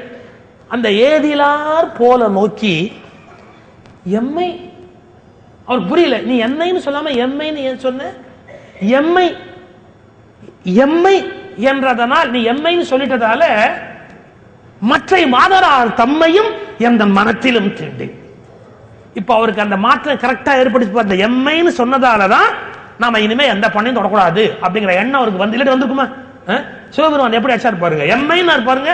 இவர் பன்மையை அர்த்தம் பண்ணிக்கிட்டார். அது ராயல் வி சிவபெருமான் யூஸ் பண்ணது, இவர் அதை பன்மையாகவே எடுத்துக்கிட்டார். எப்படி எடுத்துக்கிட்டார், நான் எந்த பண்ணையும் தொட மாட்டேன். ஏதிலார் போல நோக்கி எம்மை என்றதனால் மற்ற மாதரார் தம்மையும் என் மனத்தினும் தீண்டேன். நான் இனிமே என் மனசால கூட தர மாட்டேன், என் மனத்தினும் தீண்டேன். இந்த ரெண்டு அழகு, ரொம்ப அழகான விஷயம், சிந்திக்க வேண்டிய விஷயம். தான் இந்த ஆப்பர்ச்சுனிட்டி கிடைச்ச உடனே தன்னுடைய தப்பு என்னன்னு தெரிஞ்சு திருத்திக்கிறார். கன்ஃபெஷன் யோசிக்கிறார். ஒரு கம்பேரிசனுக்காக சொல்றேன். காந்திஜியினுடைய சத்திய சோதனையில ஒரு இடத்துல எழுதுறாரு, நான் பால் குடிக்கிறது இல்லை, பால் குடிக்க வேண்டாம்னு ஒரு சபதம் எடுத்துட்டேன். ஆனா பால் குடிக்க வேண்டாம்னு எழுதிட்டேன், முடிவு எடுத்துட்டேனே ஒழிய உடல் நல குறைவு ஏற்பட்ட போது என்னை எல்லாரும் பால் குடிக்க சொல்லி கட்டாயப்படுத்தினாங்க. என்னால என் விரதத்தை மீற முடியல, நான் விரதத்தை மீறக்கூடாதுன்னு உறுதியா இருந்தேன். ஆனா ஆட்டுப்பால் குடிக்கலான்னு முடிவெடுத்தேன். ஏன்னா நான் மாட்டுப்பால் குடிக்கிறது இல்லையா தான் சத்தியம் பண்ணேன், ஆட்டுப்பால் குடிக்கிறேன்னு சத்தியம் பண்ணல அப்படின்னு ஆட்டுப்பால் குடிக்க ஆரம்பிச்சேன். அதுதான் ரொம்ப முக்கியம். ஆனால் அதுவும் பிழை என்பதை நான் உணர்கிறேன். இதுதான் காந்தி. ஏன் தெரியுமா? வேறு வழி இல்லாமல் இந்த விரதத்துல சௌரியமான ஒரு கிராஸ் நான் உண்டு பண்ணிட்டேனே ஒழிய அதுவும் சரியில்லை. இதுபோல் விரதங்கள் மேற்கொள்ளுகிற போது நீங்கள் எச்சரிக்கையாக இருங்கள். அவசரப்பட்டு முடிவுகளை எடுத்துவிட்டு பிறகு துன்பப்படாதீர்கள். எழுதுறா சார், அப்படியே எழுதுற. கொஞ்சம் யோசிக்க வேண்டிய இடம். ஆட்டுப்பாலுக்கு மாட்டுப்பால் குடிச்சா பெரிய தப்பா இல்ல, ஆனா அவர் அதுவும் தப்புங்கிற. நான் விரதத்துக்குள்ள ஒரு கிளாஸ் உள்ள போட்டுக்கிட்டேன், எப்படி வளைஞ்சு எப்படி வெளியே வரலாம், சரி பரவாயில்ல ஆட்டுப்பால் குடிக்கலாம் அப்படின்னு. அதுவே நான் எடுத்திருக்க கூடாது அப்படின்னு வருத்தப்படுறேன். எவ்வளவு ஆச்சரியமா இருக்கு பாருங்க. இந்த எம்ஐன்னு ஒரு ஆப்பர்ச்சுனிட்டி கிடைச்சது. இப்ப வேற ஒரு கணவன், நான் ஒன்னதான் தொடக்கூடாதுன்னு சொன்னேன், நான் இன்னொரு பொண்ணோட வாழ்ந்துருப்பேன், நான் என்ன பண்ண முடியும் அப்படின்னு கேட்டிருக்கலாம். அப்படியெல்லாம் அந்த கிளாஸை மிஸ்யூஸ் பண்ண விரும்பல. எம்ஐ என்றதனால் வேறு எந்த மாதரையும் எந்த மனத்திலும் தொடை. இது அப்படியே ராமாயணத்துல வரும். ராமன் சீதைக்கு சத்தியம் பண்ணி கொடுத்த போது இந்த இப்பிறவிக்கு இருமாதரை சிந்தையாலும் தொடேன், மனசால கூட நினைக்க மாட்டேன் அப்படின்னு. ஏன் இங்க மனத்தினும் எழுதுறார் சேர்க்கிறார்? கோச்சு கூடாது. பல பேர் உடம்பால யோக்கியன், பல பேர் உடம்பால யோக்கியன், மனசால கடவுளுக்கு தான் தெரியும். நான் அதை ஒரு மாதிரி பேசினேன், பாரதி விழால பேசும்போது சொன்னேன், திருவல்லிக்கேணியில. அட்டைன்டு பியூரிட்டி, மெயின்டைன்டு பியூரிட்டின்னு ரெண்டு இருக்கு. இன்னைக்கு எனக்கு விலைக்கு பேச நேரம் இல்லை, ஆனா நீங்க வீட்டுல போய் யோசிச்சு பாருங்க. அட்டைன்டு பியூரிட்டி சில பேர் லைஃப்ல, சில பேர் மெயின்டைன்டு பியூரிட்டி. ஒன்னு புரிஞ்சுக்கோங்க, மெயின்டைன்டு பியூரிட்டி எப்பவுமே டேஞ்சரஸ், என்னைக்காவது கால வாரிடும். அட்டைன்டு பியூரிட்டி என்னைக்குமே உங்களுக்கு கால வராது. So better try to attain purity, don't maintain purity. இதுக்கப்புறம் நீங்க யோசிச்சுங்க, மெயின்டைனிங் பியூரிட்டினா என்ன, அட்டைனிங் பியூரிட்டினா என்னங்கறத பத்தி நீங்க அப்புறம் யோசிச்சுங்க. சோ மனத்தினும் தீண்டே, என் மனசால கூட நான் ஒருபோதும் இந்த பிழையினை செய்ய மாட்டேன் முடிவு பண்ண. அப்படியே திரும்பி பின்னாடி வர. ஆனா இந்த ஒரு வார்த்தை இவருக்குள்ள போய் ஏன் இவ்வளவு பெரிய மாற்றத்தை உண்டு பண்ணுச்சு? இந்த ஒரு வார்த்தை அவருக்குள்ள போய் ஏன் இவ்வளவு பெரிய மாற்றத்தை உண்டு பண்ணணும்? நான் இந்த இடத்துல தான் பாரதியினுடைய அக்னி குஞ்சு பாட்டோட இந்த இடத்தை பொருத்தி பார்க்கணும்னு நினைக்கிறேன். பாரதி ஒரு பாட்டு பாடுறார், அக்னி குஞ்சு ஒன்று கண்டேன், அதனை அங்கோர் காட்டிடை பொந்திடைய வைத்தேன், வெது தணிந்தது காடு, தழல் வீரத்தில் குஞ்சென்று மூப்பென்றும் உண்டோ, தத்தரிகிற தத்தரிகிற தித்தோ, தத்தரிகிற தத்தரிகிற தித்தோம். இந்த பாட்டுக்கு அர்த்தம் சொல்ல சொன்னா செத்தோம். ஒரு பாட்டுக்கு தத்தரிகிற தத்தரிகிற தித்துவம். என்ன சார் அர்த்தம் இருக்கு? தத்தரிகிற தத்தரிகிற தித்துவம்னா அது ஒரு டான்ஸ் டியூன். தத்தரிகிற தத்தரிகிற தித்துவம். இவர் என்ன குஷி, இவர் ஏன் ஆடுறாரு? காட்டுல பொந்துல நெருப்ப வச்சதுக்கு ஆடுறாரு. அக்னி குஞ்சொன்று கண்டேன், அதனை அங்கோர் காட்டிடை பொந்திடை வைத்தேன், வெந்து தணிந்தது காடு, தடல் வீரத்தில் குஞ்சென்று மூப்பென்றும் உண்டோ. காடு எரிஞ்சதுன்னு சொன்னா அதுக்கு ஆடுவாங்களா? தத்தரிக்கிற தத்தரிக்கிற தித்துவம்னா என்ன அர்த்தம்? அப்ப எரிய வேண்டிய காடு அது, இல்லாட்டி ஆட மாட்டாங்க. தத்தரிகிற தத்தரிகிற தித்துவம் ஆனந்த கூத்து. தத்தரிகிற தத்தரிகிற தித்துவம்ங்கிறது ஆனந்த கூத்து. அப்ப எந்த காடு எரிஞ்சது? எதுக்கு இவர் ஆனந்த கூத்தாடினாரு? ஒரு அக்னி குஞ்சு கிடைச்சிருச்சு, அது எரிக்க வேண்டிய ஒரு காட்டை எரிச்சிருச்சு. இப்ப இவர் ஆனந்த கூத்தாடிட்டார். அப்ப எது அக்னி குஞ்சு, எது எரிய வேண்டிய காடு? ஏன் இவர் ஆனந்த கூத்தாடினார்? இப்ப பாருங்க, நாம பல ஜென்மம் எடுத்திருக்கிறோம், பல ஜென்மமா ஒரு குப்பை ஒரு காடு சேர்த்து வச்சிருக்கிறோம். அதுக்கு என்ன பேரு? நல்வினை தீவினை என்ற வினை காடு. இந்த காட்டை அழிக்கணும், காட்டை அழிக்கணும் அப்படின்னா எப்படி சார் அழிக்கிறது? ஒவ்வொரு மரமா வெட்டலாமா, ஒவ்வொரு கிளையா வெட்டலாமா? என்னைக்கு இந்த காட்டை கிளை கிளையா வெட்டி நம்ம கிளீன் பண்றது? ஒரு கிளைய வெட்டினா 10 கிளை முளைக்குது இல்லையா? நம்ம போன ஜென்மத்து தப்ப திருத்தலாம்னா அதுக்கு முந்தின ஜென்மத்து தப்பு 100 வந்து உட்கார்ந்து. நம்ம எவ்வளவோ இருந்து பார்க்கிறோம், விரதம், உபதேசம், உபன்யாசம், உபவாசம், என்னென்ன உண்டோ எல்லாம் பண்ணி, ஈஷா யோக மையம், அமிர்தாந்தமயி மிஷினரி, பண்டிட் ரவிசங்கர், யார் யாராட்டாலும் எல்லா இன்ஸ்டிடியூஷன்ல போய் ஒரு 10 நாள் இருந்து பார்க்கிறோம். ஆனாலும் வெட்ட முடியல. இந்த காட்டை வெட்ட முடியல. ஏன் வெட்ட முடியல? ஒரு கிளைய வெட்டுறீங்க, 100 கிளை முளைச்சிச்சு. அதுக்கு என்ன பண்ணும்? தீய வச்சு கொளுத்து அந்த காட்டை. அதுக்கு என்ன வேணும்? ஒரு அக்னி குஞ்சு வேணும். ஏன்? அக்னி குஞ்சுக்கு மட்டும் ஒரு பெரிய வலிமை உண்டு. அதோ பெரிய காட்டை எரிக்கிறதுக்கு அவ்வளவு பெரிய நெருப்பு தேவையில்லை. இத்தனூண்டு நெருப்பு அத்தனை பெரிய காட்டை எரிச்சிடும். அந்த அக்னி குஞ்சுங்கிறத இப்ப என்னன்னா ரியலைசேஷன். இப்ப வாழ்க்கையில ஒவ்வொருத்தரும் எதுக்கு காத்திருக்கிறோம் தெரியுமா? நமக்கு வாழ்நாள் ஏன் தரப்பட்டது தெரியுமா? என்னன்னா நம்ம லைஃப பத்திய ரியலைசேஷன்ங்கிற ஸ்பார்க், நம்ம லைஃப பத்திய ரியலைசேஷன்ங்கிற ஸ்பார்க் ஒன்று தோணணும். அது சில பேருக்கு 10 வயசுல தோணிடுச்சு, சில பேருக்கு 5 வயசுல தோணிடுச்சு, 39 வயசுல தோணுச்சு, சில பேருக்கு 60 வயசுல தோணுது, சில பேருக்கு 80 வயசுல தோணுது. சோ எப்ப அந்த ஸ்பார்க் வருமோ அது வரைக்கும் வெயிட் பண்ண வேண்டியிருக்கு. ஸ்பார்க் வந்துருச்சு அப்படின்னா அந்த வினைக்காடு அப்பவே அழிஞ்சு போகுது. இப்ப இவருக்கு எது ஸ்பார்க்கு? எம்மை தீண்டு வீராயின் அக்னி குஞ்சு. பட்டணத்தாருக்கு எது ஸ்பார்க்கு? பட்டணத்தாருக்கு எது ஸ்பார்க்கு? பையன் கொண்டாந்து எறும்புட்டியை கொண்டாந்து கொடுத்துட்டு போய் ஒரு ஊசியை கொடுத்தான். காதற்ற ஊசியும் வாராது காணும் கடை வழிக்கேன்னா அவருக்கு அதான் அக்னி குஞ்சு. அந்த அக்னி குஞ்சு போன உடனே பட்டணத்தாருடைய வினைக்காடு பத்தி எரிஞ்சிருச்சு இல்லையா? நீங்க அருணகிரிநாதர் சுத்திக்கிட்டு இருக்கிறார் ஜாலியா, விலைமகள் வீடெல்லாம் போயிட்டு வர்றாரு. கையில காசு இல்லை, காசு இல்லை. சகோதரி கிட்ட போய் கேட்கிறார், காசு கொடு, காசு கொடு. வெயிட் பண்ணி பார்த்தா, நீ உருப்புற வழியே உனக்கு தெரியல, இருக்கிற காசெல்லாம் கொண்டு போய் விட்டுட்டு வரியே, நீ உருப்பட மாட்டியா அப்படின்னா. இதெல்லாம் பேசாத, என்னால அந்த உலக சிற்றின்மை இல்லாம இருக்க முடியாது, காசு கொடு. அவங்க அக்கா எரிச்சல்ல சொன்னா, உனக்கு அப்படி சிற்றின்மை முக்கியம்னு சொன்னா நான் அக்கான்னு கவலைப்படாத, நானும் பொண்ணுதான். அப்படியே தீ வச்ச மாதிரி இருந்தது. யாருக்கு? அருணகிரிநாதர். என்ன வார்த்தை இது, என்ன வார்த்தை இது, என்ன வார்த்தை. ஆனா மறந்துடாதீங்க, அது வார்த்தை இல்ல, அருணகிரிநாதருக்கு அது அக்னி குஞ்சு. துளசிதாஸ் பொண்டாட்டி மேல ஆசை தப்பா? பொண்டாட்டி மேல ஆசை வச்சா தப்பா? இல்ல. தேடிட்டு ஓடுறார் பைத்தியம் முடிச்ச மாதிரி. அரண்மனை வேலை விட்டுவிட்டார். அரண்மனையை வேலை விட்டுட்டு வீட்டுக்கு போனா பொண்டாட்டி வீட்டுல இல்ல, அவங்க அப்பா வீட்டுக்கு போயிருக்கா. தேடிட்டு ஓடியாரு. நதி கடந்து ஓடி வர்றாரு. மரத்து மேல ஏறுறாரு. மாடியில போய் இடிக்கிறாரு கதவை. அவ இருட்டு நேரம், யாரோ திருட்டு பையன் வந்துட்டான் அப்படின்னு பயந்து போயிட்டான். மாடியில வந்து இடிச்சா எப்படி இருக்கும், யாரோ திருட்டு பையன் அப்படின்னு. கடைசியில விளக்க எடுத்துக்கிட்டு வந்து வெளியில திறந்து பார்த்தா புருஷன். கேட்டா, என்ன கொல்ல போகுதுன்னு இப்படி வந்த? மழை பெய்யுது, ஆத்துல வெள்ளம் ஓடுது, இப்ப என்ன கொல்ல போகுது, ஏன் இப்படி வந்து நிக்கிற, எதுக்காக இப்படி வந்த அப்படி. இவர் சொல்றார், உன் மேல எனக்கு அவ்வளவு கொள்ள ஆசை, உன் மேல எனக்கு கொள்ள ஆசை. இது சொன்னா என்ன பண்ண சந்தோஷப்பட மாட்டா உலகத்துல? உன் மேல எனக்கு கொள்ள ஆசை. அப்ப அவ கேட்டா, அழிந்து போற ஊத்த சரீரத்து மேல உனக்கு இவ்வளவு ஆசையா? அழிந்து போகிற இந்த ஊத்த சரீரத்து மேல இவ்வளவு ஆசையா?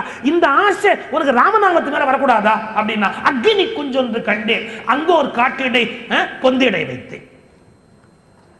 துளசிதாசுக்கு ஒரு அக்னி குஞ்சு, பட்டினத்தாருக்கு ஒரு அக்னி குஞ்சு, ஒவ்வொரு ஞானிக்கும் ஒரு ஸ்பார்க், ஒரு அக்னி குஞ்சு வாழ்க்கையில தேவை. இதான் பாரதி கண்டுபிடிச்சா. ஆஹா, லைஃப்ல இந்த அக்னி குஞ்சு வந்துருச்சுன்னு வச்சுக்க, அதை வினைக்காடுங்கிற பொந்துக்குள்ள வச்சிட்ட அப்படின்னா, வெந்து தணிந்தது காடு தடல் வீரத்தில் குஞ்சென்று மூப்பென்று உண்டோ தத்தரிகிற தித்துவம், தத்தரிகிற தித்துவம் என்று ஆனந்த கூத்தாடுகிறார் அமர கவி பாரதி. அனுபவிச்சு பார்க்க வேண்டிய ஆனந்த அனுபவம். நம்முடைய வினைக்காடு, பாவக்காடு, பல ஜென்மத்து பாவ மூட்டை அந்த ஒரு ஸ்பார்க்ல பத்தி எறியும். ரியலைசேஷன், இந்த ஒத்த ஸ்பார்க். இப்ப இவருக்கு எது ஸ்பார்க்கு? எம்மை தீண்டு வீராயின் திருநீலகண்டம் அந்த ஸ்பார்க்கை ஏத்திட்டா மனைவி. கப்புன்னு வேணா எரிஞ்சு போச்சு. இப்படி பார்த்தார், பெரியவர் ஆயிட்டார். இது வரைக்கும் சின்னவரா இருந்தார், பெரியவர் ஆயிட்டார். உடனே மனைவி இனிமே தொடர்றது இல்லை. இல்ல என்ன ஆச்சரியம்னா, கற்பூர மனையார் கணவருக்கு ஆன எல்லாம் செய்து எல்லா பணிவிடையும் பண்றார். அற்புற புணர்ச்சியின்மை, ரெண்டு பேருக்குள்ள அந்த உறவு தாம்பத்தியம் இல்லை. அற்புற புணர்ச்சியின்மை, அயல் அறியாமல் வாழ்ந்தார். பக்கத்துக்கு தெரியாது, பக்கத்துக்கு தெரியாது. அது இல்ல வாழ்க்கை. பல வீடுகளில் எதிர் வீட்டுல இருந்து தான் தகவலே வருது. எந்த சார் இவ்வளவு நடந்திருக்கு தெரியாது அடுத்த வீட்டுக்கு. அற்புற புணர்ச்சியின்மை, அயல் அறியாமல் வாழ்ந்தார். அதுல குடும்பம். அது பெண்கள் நல்லா இருந்தாலும் அவங்க யோசனை சொல்றதுக்கு 2 பேர் இருப்பாங்க. ஒரு பொண்ணு கல்யாணம் ஆச்சு, அந்த தெருவிலே சீனியர் மோஸ்ட் லேடி ஒரு அம்மா அங்கேருந்து வந்தா, புருஷனை வந்து அவன் இஷ்டத்துக்கு விடக்கூடாது, நம்ம கைக்குள்ளார வச்சுக்கணும்னு. கைக்குள்ளார எப்படி வச்சுக்கிறது? அவர் கடை வீதியெல்லாம் அவர் போக வேண்டாமா? அவரை கைக்குள்ளே வச்சுக்க முடியுமான்னா, அப்படி அர்த்தம். அக்கா நீங்க அப்படிதான் பண்ணீங்களான்னா, ஆமா கல்யாணம் அன்னைக்கே சொல்லிட்டேன்ல, என்ன சம்பளம் வாங்கினா மரியாதையை கொண்டாந்து கையில் கொடுத்தணும். 5 மணி அடிச்சா ஆபீஸ் விட்டு நேரா வீட்டுக்கு வரும். இல்ல ஆபீஸுக்கு நான் வந்துடும். சம்பளத்தை கொண்டாந்து 1ஆம் தேதி கரெக்டா ஒரு பைசா குறைக்க கூடாது, கொண்டாந்து கொடுத்துடணும். இல்ல பத்திரக்காளியா மாறிடுது. அந்த சாராய கடை எங்கேயோ உன்னை பார்த்தேன் பகுந்துருவேன் அப்படிலாம் சொல்லிட்டேன் அவர்கிட்ட. அப்படி உடனே அந்த பொண்ணு புதுசா கல்யாணம் கேட்டா, அக்கா இப்படிலாம் சொன்னீங்களே அவர் அதே மாதிரி இருக்கிறாரா? யாருக்கு தெரியும்? ஏன் அன்னைக்கு வீட்டை விட்டு போனவர் இன்னும் 15 வருஷம் ஆச்சு வரவே.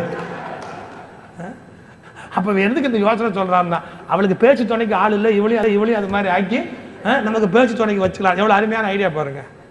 நம்ம வீட்டு சமாச்சாரம் சார் எதிர் வீட்டுக்கு போக கூடாது சார். நம்ம வீட்டுல 1000 இருக்குல்ல, அதே எதிர் வீட்டுக்கு போனா, அதே பக்கத்து வீட்டுக்கு போனா, அதே நமக்கு ஒரு பிரச்சனைன்னு சொல்லி அடுத்த ஆள்கிட்ட போய் சொல்லணும். நான் சொல்ல தப்பா நினைக்காதீங்க. நம்ம பெண்கள் இந்த குறி சொல்லி சின்ன சின்ன குட்டி சாமியார் இவங்ககிட்ட போய் வீட்டு பிரச்சனையை சொல்லி சொல்லி சொல்லி சொல்லி தான் அவங்களும் கெட்டு போயிட்டாங்க, குடும்பமும் வீணா போச்சு. ஒண்ணு தெரிஞ்சுங்களா, உங்களால் திருத்த முடியாத உங்கள் கணவனை அந்த குறி சொல்லிகளாலும் திருத்த முடியாது. உங்களால் மாற்ற முடியாத உங்கள் கணவனை அந்த சாமியாடிகளும் திருத்த முடியாது. உங்கள் தவம், உங்கள் கற்பு, உங்களுடைய நிறை திருத்தமே ஒழிய, உங்கள் பிரார்த்தனை திருத்தமே ஒழிய உங்களுடைய மற்றைய சூழ்ச்சிகள் திருத்தாது. யோசிக்கணும். அடுத்த வீட்டுல போய் சொல்றது, எதிர்த்து வீட்டுல போய் சொல்றது, அங்க போய் சொல்றது, எவ்வளவு வேஸ்ட் லைஃப்ல. அற்புத புரட்சியின்மை, அயல் அறியாமல் வாழ்ந்த. பக்கத்து வீட்டுக்கு தெரியாது எப்படிப்பட்ட உத்தமி அந்த அம்மா, பக்கத்து வீட்டுக்கு தெரியாது. பக்கத்து வீட்டுக்கு தான் தெரியாது, கைலாசத்துக்கு தெரியும். ஏன் நம்ம தான் எல்லாரையும் ட்ரேஸ் பண்ணிக்கிட்டே இருக்காருல்ல, மேல இருந்து யார் யார் எப்படின்னு ரிமோட்ல செக் பண்றாங்க. பார்த்தாரு, என்னடா அது கல்யாணம் ஆகி சின்னஞ்சிருசுங்க, புருஷன் பொண்டாட்டியா ஒரே வீட்டில் உட்காந்துருக்கு, ஒன்னோட ஒன்று இன்பமா இல்லை, வாழ்க்கையில மகிழ்ச்சியை தொலைச்சிட்டு உட்காந்துருக்கிறாங்களே. இப்படி பார்த்தார், வயசாயிட்டே போகுது. இளமையில் மிக்குளார்கள் இருவரும் அறிய நின்ற அளவில் சீர ஆணை போற்றி. என்ன ஆணை? சத்தியத்துக்கு கட்டுப்பட்டு. இன்னைக்கு யாராவது ஒரு சத்தியத்தை மதிக்கிறாங்களா? சத்தியம் ஏதாவது சொன்னோம், அப்ப நேரத்துக்கு சொல்லணும், அப்புறம் அதுக்காக பார்க்க முடியுமா? அப்படிதான் சொல்லணும், இப்ப இப்படி சொல்லணும், அப்புறம் அப்படி சொல்லணும். ஒரு வார்த்தை, அளவில் சீர் ஆணை போற்றி ஆண்டுகள் பலவும் செல். எத்தனையோ வருஷமா அந்த ஒரு சத்தியத்தை காப்பாத்தினாங்க. வளமலி இளமை நீங்கி, இளமை போயிடுச்சு, வளமலி இளமை நீங்கி. சேக்கிழாருக்கு ஒரு குறும்பு பாருங்க, மூப்பு வந்துன்னு எழுதல, அழகான முதுமை வந்து, வடிவுறு மூப்பு வந்து. அது என்ன வடிவுறு மூப்பு? சத்தியத்தை காப்பாற்றுகிறவர்கள் முதுமை கூட அழகாக இருக்கு சார். காந்தியோட இளமை அழகு இல்ல, காந்தியோட முதுமை அழகு. ஏன் தெரியுமா? காந்தியுடைய இளமையில காட்டிலும் காந்தியோட முதுமையில சத்தியத்தை காப்பாற்றுகிற சோதனை நடந்து கொண்டே இருந்ததால் காந்தியின் முதுமை அழகு இல்லையா? அது வடிவுறு மூப்பு. வளமலி இளமை நீங்கி வடிவுறு மூப்பு வந்து தளர்வோடு சாய்ந்தும் அன்பு தம்பீரான் பிறத்துச்சார. அவங்களுக்கு சிவபெருமான் மேல எந்த கோபமும் இல்லை, சிவபெருமான் மேல பக்தி. 2 பேரும் அப்படியே இருக்கிறாங்க. அவர் பாட்டுக்கு மண்பானை கொடுத்துக்கிட்டு இருக்காரு, ஓடு கொடுத்துக்கிட்டு இருக்காரு, நடந்துகிட்டே இருக்கு. சிவபெருமான் பார்த்தாரு, என்ன இது? தொண்டரை விளக்கம் காண. இந்த poetry வேர்டு யூசேஜ் பாருங்க, அருமையான யூசேஜ். அதனால தொண்டரை விளக்கம் காண. இந்த வேர்டு ஒரு பார்ட்டியிலேயே டிசிப்ளின் ஆக்ஷன் எடுக்கிறதுக்கு முன்னாடி எக்ஸ்பிளனேஷன் கால் ஃபார் பண்ணும்பா. அதுக்கு என்ன exact word? Explanation call for பண்ணு. எக்ஸ்பிளனேஷன் கால் ஃபார் பண்ணுங்கிறதுக்கு எக்ஸாக்ட் தமிழ் தொண்டரை விளக்கம் காண. பிஃபோர் டேக்கிங் டெசிஷன் ஸ்ட்ரைட்டா போய் இன்ஸ்பெக்ட் பண்ணணும். அதுக்காக சிவபெருமான் புறப்பட்டு வந்துட்டாராம். தொண்டரை விளக்கம் காண. சிவபெருமான் எப்படா வந்தாங்க? நன்னறி இதுவாம் என்று ஞானத்தால் உலகத்துக்கு எது சரியான வழி என்று காட்டு, அன்னறி காட்டுமாற்றால் அருட்சிவ யோகியாகி, ஒரு சிவ யோகியாக கீழோடு கோபனம் சாத்தி ஒரு கௌபீனம் மட்டுமே கட்டி இருக்கிற ஒரு சிவனடியாரா வெட்கோவர்தம் மனையில் நன்னினார். இவர் வீட்டுக்கு வந்துட்டாருங்க. வந்து கேட்கிறாரு, இந்த அடியார்களுக்கெல்லாம் ஓடு தர்ற திருநீலகண்டருங்கிறவர் யாரு? நீங்க தானே? ஆமா. நான் இப்போ ஒரு காரியமா உங்ககிட்ட வந்திருக்கிறேன். சுவாமி உங்களுக்கு ஓடு வேணுமான்ற. நான் ஒரு ஓடு கொடுத்துட்டு போறேன். இது வரைக்கும் நீ ஓடு வாங்கின சாமியார் தானே பார்த்துருப்பேன், ஓடு கொடுத்துட்டு போறேன். இதை பாரு, உம்பர் நாயகனும் இவ்வோடு உன்பால் வைத்து, நீ வச்சு இவ்வோடு உன்பால் வைத்து நம்பி நீ தருக நாம் வேண்டும் போது என்றான். நான் கேட்கிறப்ப இந்த ஓட்டை கொடுத்துடணும். இது என்னன்னு இப்ப யோசிக்கணும் நீங்க. ஓடுன்னு எதை மீன் பண்றான்னு இப்ப வரிசையா போயிட்டே இருப்பாருங்க. இந்த ஓட்டை ஸ்லாகிக்கிறார். ஒரு ஓட்டை இப்படி கையில கொடுத்து சொன்னார், இந்த ஓடு சாதாரண ஓடு இல்ல, தன்னை ஒப்பரியது, இதுக்கு நிகரா இன்னொரு ஓடு கிடையாது. தளத்து தன்னுடைய துண்ணிய யாவையும் தூய்மை செய்வது, இதுக்குள்ள எதை வச்சாலும் சுத்தமாக்கணும். அப்படி ஒரு ஓடு இருக்கா சார்? எல்லாத்தையும் தூய்மை பண்ணும். பொன்னினும் மணியினும் போற்ற வேண்டுவது, பொன்னை விட மணியை விட கொண்டாட வேண்டியது. இன்ன தன்மை எது இது வாங்க நீ இது தன்னைக்குள்ள வச்ச எல்லாத்தையும் தூய்மைப்படுத்தும். பொண்ணை விட மணியை விட மேலானது. அவர் என்ன சொல்றாரு தெரியுதா? ஓட்ட சொல்லல, இந்த ஓட்ட சொல்றார். ஏன் இது பொன்னினும் மணியினும் மேலானது. நீங்க எத்தனை தங்கப்பல் கட்டினாலும் ஒரிஜினல் பல் ஆகுமா? பொன்னினும் மணியினும் மேலானது. ஏன் என்ன இருந்தாலும் ஒரிஜினல் பல்ல இருக்கிற அந்த அழகு, அந்த செல்வாக்கு, அதுக்கு இருக்கிற சௌரியம் நீங்க என்னதான் ஒட்டுப்பல் வச்சாலும் கிடையாது. அன்னைக்கு ஒருத்தர் பல் செட்டை முழுங்கிட்டு டாக்டர் வந்துட்டார். I am not jogging. ஒரு டாக்டர் எண்டோஸ்கோபி பண்ற பல் செட்டு அப்படியே உள்ள போயிடுச்சு. அவருக்கு உள்ள விட்டு எடுத்தார் டாக்டர். இப்ப 4000 ரூபாய் செலவு பண்ணி பல் செட்டு வச்சு பலாயிரம் ரூபாய் செலவு பண்ணி வெளியே எடுத்தார். அது உள்ள இருந்து கூத்து தானே. என்ன இருந்தாலும் ஒரிஜினல் ஆகுமா?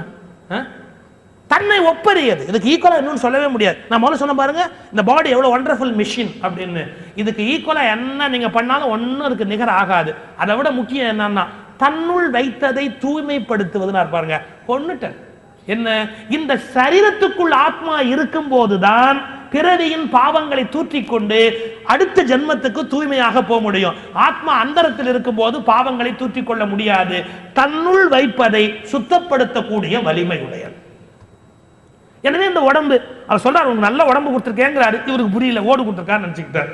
ஓட்ட கொடுத்துட்டு பொன்னினும் மணியினும் போற்ற வேண்டுவது இன்ன தன்மை எது இது வாங்க நீ வச்சுக்க கொடுத்துட்டு போயிட்டாரு. கொஞ்ச நாள் கழிச்சு அங்கேருந்து வராரு. வாங்க வாங்க சாமி, உங்களை வாங்க எனக்கு தெரியுதான்னார். உங்களை மறக்க முடியுமா? அத்தனை பேர் ஓடு வாங்கிட்டு போகும்போது கொடுத்துட்டு போன ஆள் நீங்க, உங்களை எப்படி மறக்க முடியும்? முந்தை நாள் உன்பால் வைத்த மொய்யொலி விளங்கும் போடு தந்தனில் தந்தனில் குடு தந்தனில் என்றான். எல்லாம் தான் வைத்து வாங்க வந்தான். குடிச்சுட்டு எடுத்துக்கூடிய ஆளு அவன். தான் வைத்து வாங்க வல்லான் குடு அந்த ஓட்டை. இவர் என்ன பண்ணார்? உள்ள போனார். கொணர்வான் புக்கார். வீட்டுக்குள்ள போனார். கொணர்வான் புக்கார். கண்டிலர் வச்ச இடத்துல ஓடு இல்லை. திகைத்து நோக்கி, எப்படி ஓடு காணாம போகும்? திகைத்து நோக்கி நின்றவர் தம்மை கேட்டார். வீட்டுல இருந்து யார கேட்டார், இந்த ஓடு இங்க வச்சுன்னு பாத்தீங்களா? இந்த ஓடு இங்க வச்சுன்னு பாத்தீங்களா? இந்த ஓடு யாரும் இல்லைங்கிறாங்க. தேடியும் காணார். மாயை. என்ன இது மாயை? ஒன்றும் அங்கு அறிந்திலாதார். உரைப்பது ஒன்று நின்றார். என்ன பண்ணு தெரியாம யோசிச்சுட்டு இருக்கிறார். இவர் இப்படி யோசிக்கும் போதே வாசல்ல இருந்து நம்பால் சவுண்ட் விட்டார். இறையிலி இங்கு எய்த புக்காய் தாழ்ந்தது என். கொஞ்ச நேரத்தில் வரேன்னு போய் ரொம்ப லேட் ஆகுது, வா வா வா, ஏன் லேட் ஆக்குறவா? தாழ்ந்தது என். கரைமறை மிடற்றினானே கைதொழுந்து உரைக்கலுற்றார். கரைமறை மிடற்றினான். ஏன் சிவபெருமானுக்கு வேற பேரே ஆப்பு இல்லையா? நஞ்சை ஒழித்தவன். ஏன் இப்ப ஓட்டையும் ஒழித்தவன். அதனால கரைமறை மிடற்றினானே கைதொழுது, கையை கும்பிட்டு சொன்னாரா, சென்னியால் வணங்கி நின்ற தொண்டரை செய்யத்து நோக்கி, என்ன நான் ஓடு வச்சிருந்தேன், அது காணாம போச்சு. ஒண்ணு இல்லை, இப்ப அதே மாதிரி ஓடு உங்களுக்கு வேணா நான் கொடுத்துறேன். அதே ஓடு கொண்ட இல்ல, அதே மாதிரி இல்லை, அதை விட நல்ல ஓடு தரேன். அதே ஓடு கொண்ட. அந்த ஓடு மாதிரி ஆகாதுப்பா, நீ வேற ஓடு கொடுத்தா வாங்கிக்க முடியுமா? அதே ஓடு கொண்ட. சென்னியால் வணங்கி நின்ற தொண்டரை செய்யத்து நோக்கி கூப்பிடுறார் திருநீலகண்டர். என்னது மொழிந்தவாணி? என்னடா பேசுற? நான் கொடுத்த ஓட்ட தொலைச்சு விட்டு பேசுற? என்னது மொழிந்தவாணி? யான் வைத்த மண் ஓடு அன்றி, நான் கொடுத்த அந்த மண் ஓட்டை தவிர பொன்னினால் அமைத்து தந்தாய் ஆயினும் கொள்ளு. நீ தங்கத்திலே கொடுத்தா கூட நான் வாங்க மாட்டேன். நான் இதுதான் சுருக்கமா சொன்னேன். அவர் கொடுத்த ஓடு தான் ஒஸ்திய ஒழுதிய, நீ தங்கத்துல பண்ணி வச்சாலும் எனக்கு தேவையில்லை, அது ஈக்குவல் ஆவாது. கொண்ட இல்ல, நான் மன்னிப்பு கேட்கிறேன், என்ன வேணா தண்டனை கொடுங்க. இப்ப ஓடு என்னாச்சு? தொலைஞ்சு போச்சு. நீ சொல்ற நான் எப்படி நம்புறது? அதான் உண்மை. ஆவதன் உன் பால் வைத்த அடைக்கல பொருளை வம்பி பாவகம் பலவும் செய். நீ திருடிட்டடா. உங்ககிட்ட அடைக்கலம்னு கொடுத்த பொருளை, உங்ககிட்ட அடைக்கலம்னு கொடுத்த பொருளை கெடுத்துட்டியே. இதுக்கு என்ன அர்த்தம் தெரியுமா? இந்த ஓட்டை பத்தி அவர் பேசல. உங்ககிட்ட அடைக்கலம்னு கொடுத்த பொருளை கெடுத்துட்டியன்னா, நான் திருவம்பாவை சொன்னேன், மனைவியை கணவன்கிட்ட கொடுக்கும் போது உன் கையின் பிள்ளை உனக்கே அடைக்கலம். என்ன அர்த்தம்? நீ கெட்டு போன, வேற ஒருத்தி வீட்டுக்கு போயிட்டு வந்த, அவ என்னடா பாவம் பண்ணா? இத்தனை வருஷமா வாழ்க்கையில இன்பம் இல்லாம இருக்கிறாள், அவ வாழ்க்கையை வீணாக்கிட்டியே நீ. உங்ககிட்ட அடைக்கலம்னு கொடுத்தேன், அந்த பொண்ணோட வாழ்க்கையை வீணாக்கிட்டியே. ஆவதன் உன் பால் வைத்த அடக்கலை பொருளை வவ்வி பாவகம் பலவும் செய்து பழிக்கு நீ ஒன்றும் நாடாய். வெக்கமே இல்லை உனக்கு, உன் தப்பு பத்தி உனக்கு தெரியலையே. பேசாம நிக்கிறார். இப்போ ஒன்று யோசிக்கணும், இவர் தான் ஓட்ட திருடலையே, இப்போ இவர் திட்டுறாரு, ஏன் கேட்டுக்கிட்டு இருக்கிறார்? ஒரு உண்மையை நீங்க தெரிஞ்சுக்கணும். வாழ்க்கையில் நாம் செய்த தவறுகள் பலவற்றை மறைத்திருக்கிறோம். அப்போது பெறாத திட்டுக்களை செய்யாத தவறுக்கு யாராவது கொடுத்தால் வாங்கிக் கொள்ள வேண்டும். செய்த தவறுகளில் தப்பி இருக்கிறோம் அல்லவா? பல விஷயத்துல ஸ்கூல்லயே காப்பி அடிச்சோம், அப்ப வாத்தியார் கண்டுக்கல. ஸ்கூல்ல காப்பி அடிச்சோம். வாத்தியார் எக்ஸாம்பிளுக்காக சொல்லாத, நான் அப்படி பண்ணேன்னு அர்த்தம் பண்ணிட்டேன். ஒரு எக்ஸாம்பிளுக்காக சொல்றேன். ஸ்கூல்ல காப்பி அடிச்சோம், வாத்தியார் பிடிக்கல, தப்பிச்சுட்டோம், எப்படி மேலே வந்துட்டோம். ஆனா என்னன்னா நம்ம ஒரு ரிப்போர்ட் பார்த்தே எழுதல, எம்டி சத்தம் போடுவான், என்ன அவனை பார்த்து காப்பி அடிச்சு எழுதிருக்கிறேன், பண்ணல, அப்ப தப்பிச்சா இப்ப மாட்டிக்கிட்டோம். இது இதுக்கு இல்ல, இது அதுக்கு கணக்கு செட்டில் கம்முன்னு இருக்க வேண்டியதுதான். பேசாம கேட்டுக்கிட்டே இருந்தார். இப்ப நீங்க என்ன செய்ய சொல்றீங்களோ நான் ஏத்துக்கிறேன். என்ன செய்யறது? சரி, நீ என்ன திருட்டு போச்சுன்னு சொல்ற, நான் நம்புறேன். நீ ஒண்ணு பண்ணு, உன் புள்ளைய கையை பிடிச்சு சத்தியம் பண்ணு. பொய்யில் சீர் புதல்வன் இல்லை, எனக்கு புள்ளையே இல்லை. புள்ள இல்லையா? அப்ப ஒண்ணு பண்ணு, ஒழுக்கமான உன் மனைவி அழைச்சிட்டு வா. இது ஏன் சொல்லணும் சிவபெருமான், அவர் மனசுல இந்த எண்ணம் சொல்லணும்னு ஆசை. மையறு சிறப்பின் வந்த மனையாள், ஒரு தப்பு பண்ணாத உன் மனைவி, மையறு சிறப்பின் மிக்க மனையாள், தன்னை பற்றி அவ கையை பிடிச்சு குளத்துல மூழ்கி சத்தியம் பண்ணு, நான் ஏத்துக்கிறேன். அதுவும் என்னால முடியாது. நீ என்ன வம்பு வளர்த்துறியா? ஓட்டையும் எடுத்துட்ட, புள்ளைய புடினா புள்ள இல்லைங்கிற, பொண்டாட்டி பிடிச்சி சத்தியம் பண்ணா அதுவும் என்னால முடியாது. ஒரு சும்மா விட முடியாதா? தில்லை மூதூர் போய் வழக்கு நான் இப்ப சொல்ல போறேன். தில்லை அந்தனர்கிட்ட போய் வழக்கு சொல்ல போறேன். நல்லொழுக்கம் தலை நின்றார், நான்மறையின் துறை போனார், தில்லை வாழ் அந்தனர்கள் வந்திருந்த அந்த அவையில் எல்லையிலான் முன் செல்ல, எல்லையில்லாத சிவபெருமான் முன்னாடி போறார். இரும் தொண்டர் அவர் தாமும் மல்கு பெரும் காதலினால் வழக்கின் மேல் இட்டடைந்தார். இவரும் பின்னாடியே போறார், சைலண்டா போறார். இந்த இடத்துல ரொம்ப நுட்பமான ஒரு வரி இருக்கு. என்ன? காதலோட அந்த இடத்துக்கு போனாராம். எதுக்கு? கேச முடிக்கிறதுக்கு பிரியமா போனாராம். இந்த உலகத்துல யாராவது கேச முடிக்கிறதுக்கு பிரியமா போவாங்களா?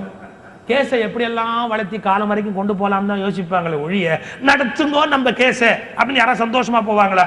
அப்ப நீதியின் மீது இவருக்கு எவ்வளவு ஆர்வம். பனிஷ்மெண்ட் என்னவோ வாங்கிட்டு போவோம், விஷயத்தை முடிச்சிடுவோம். தப்பு நடந்து போச்சு, நம்ம தண்டனையை வாங்கிடுவோம், சந்தோஷமா உள்ள போறார். எதுக்கு? கேஸுக்கு கோஆபரேட் பண்றதுக்காக.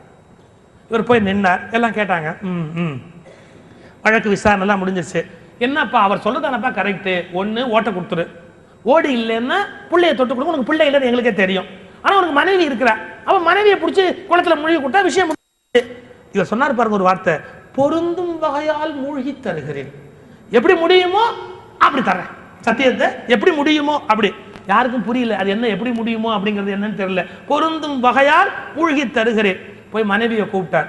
எனக்கு ரொம்ப திகைச்ச இடம் அதுதான். அந்த அம்மா வந்தா என்ன அர்த்தம் தெரியுமா? தன்னை பழி வாங்கின கணவனை பழி வாங்கிறதுக்கு ஒரு சந்தர்ப்பம் கிடைச்சா சில பேர் கொண்டாடிடுவாங்க. அன்னைக்கு என்ன பாடுபடுத்தின, அதான் இன்னைக்கு கடவுள் நல்ல எழுதியிருக்கிறது.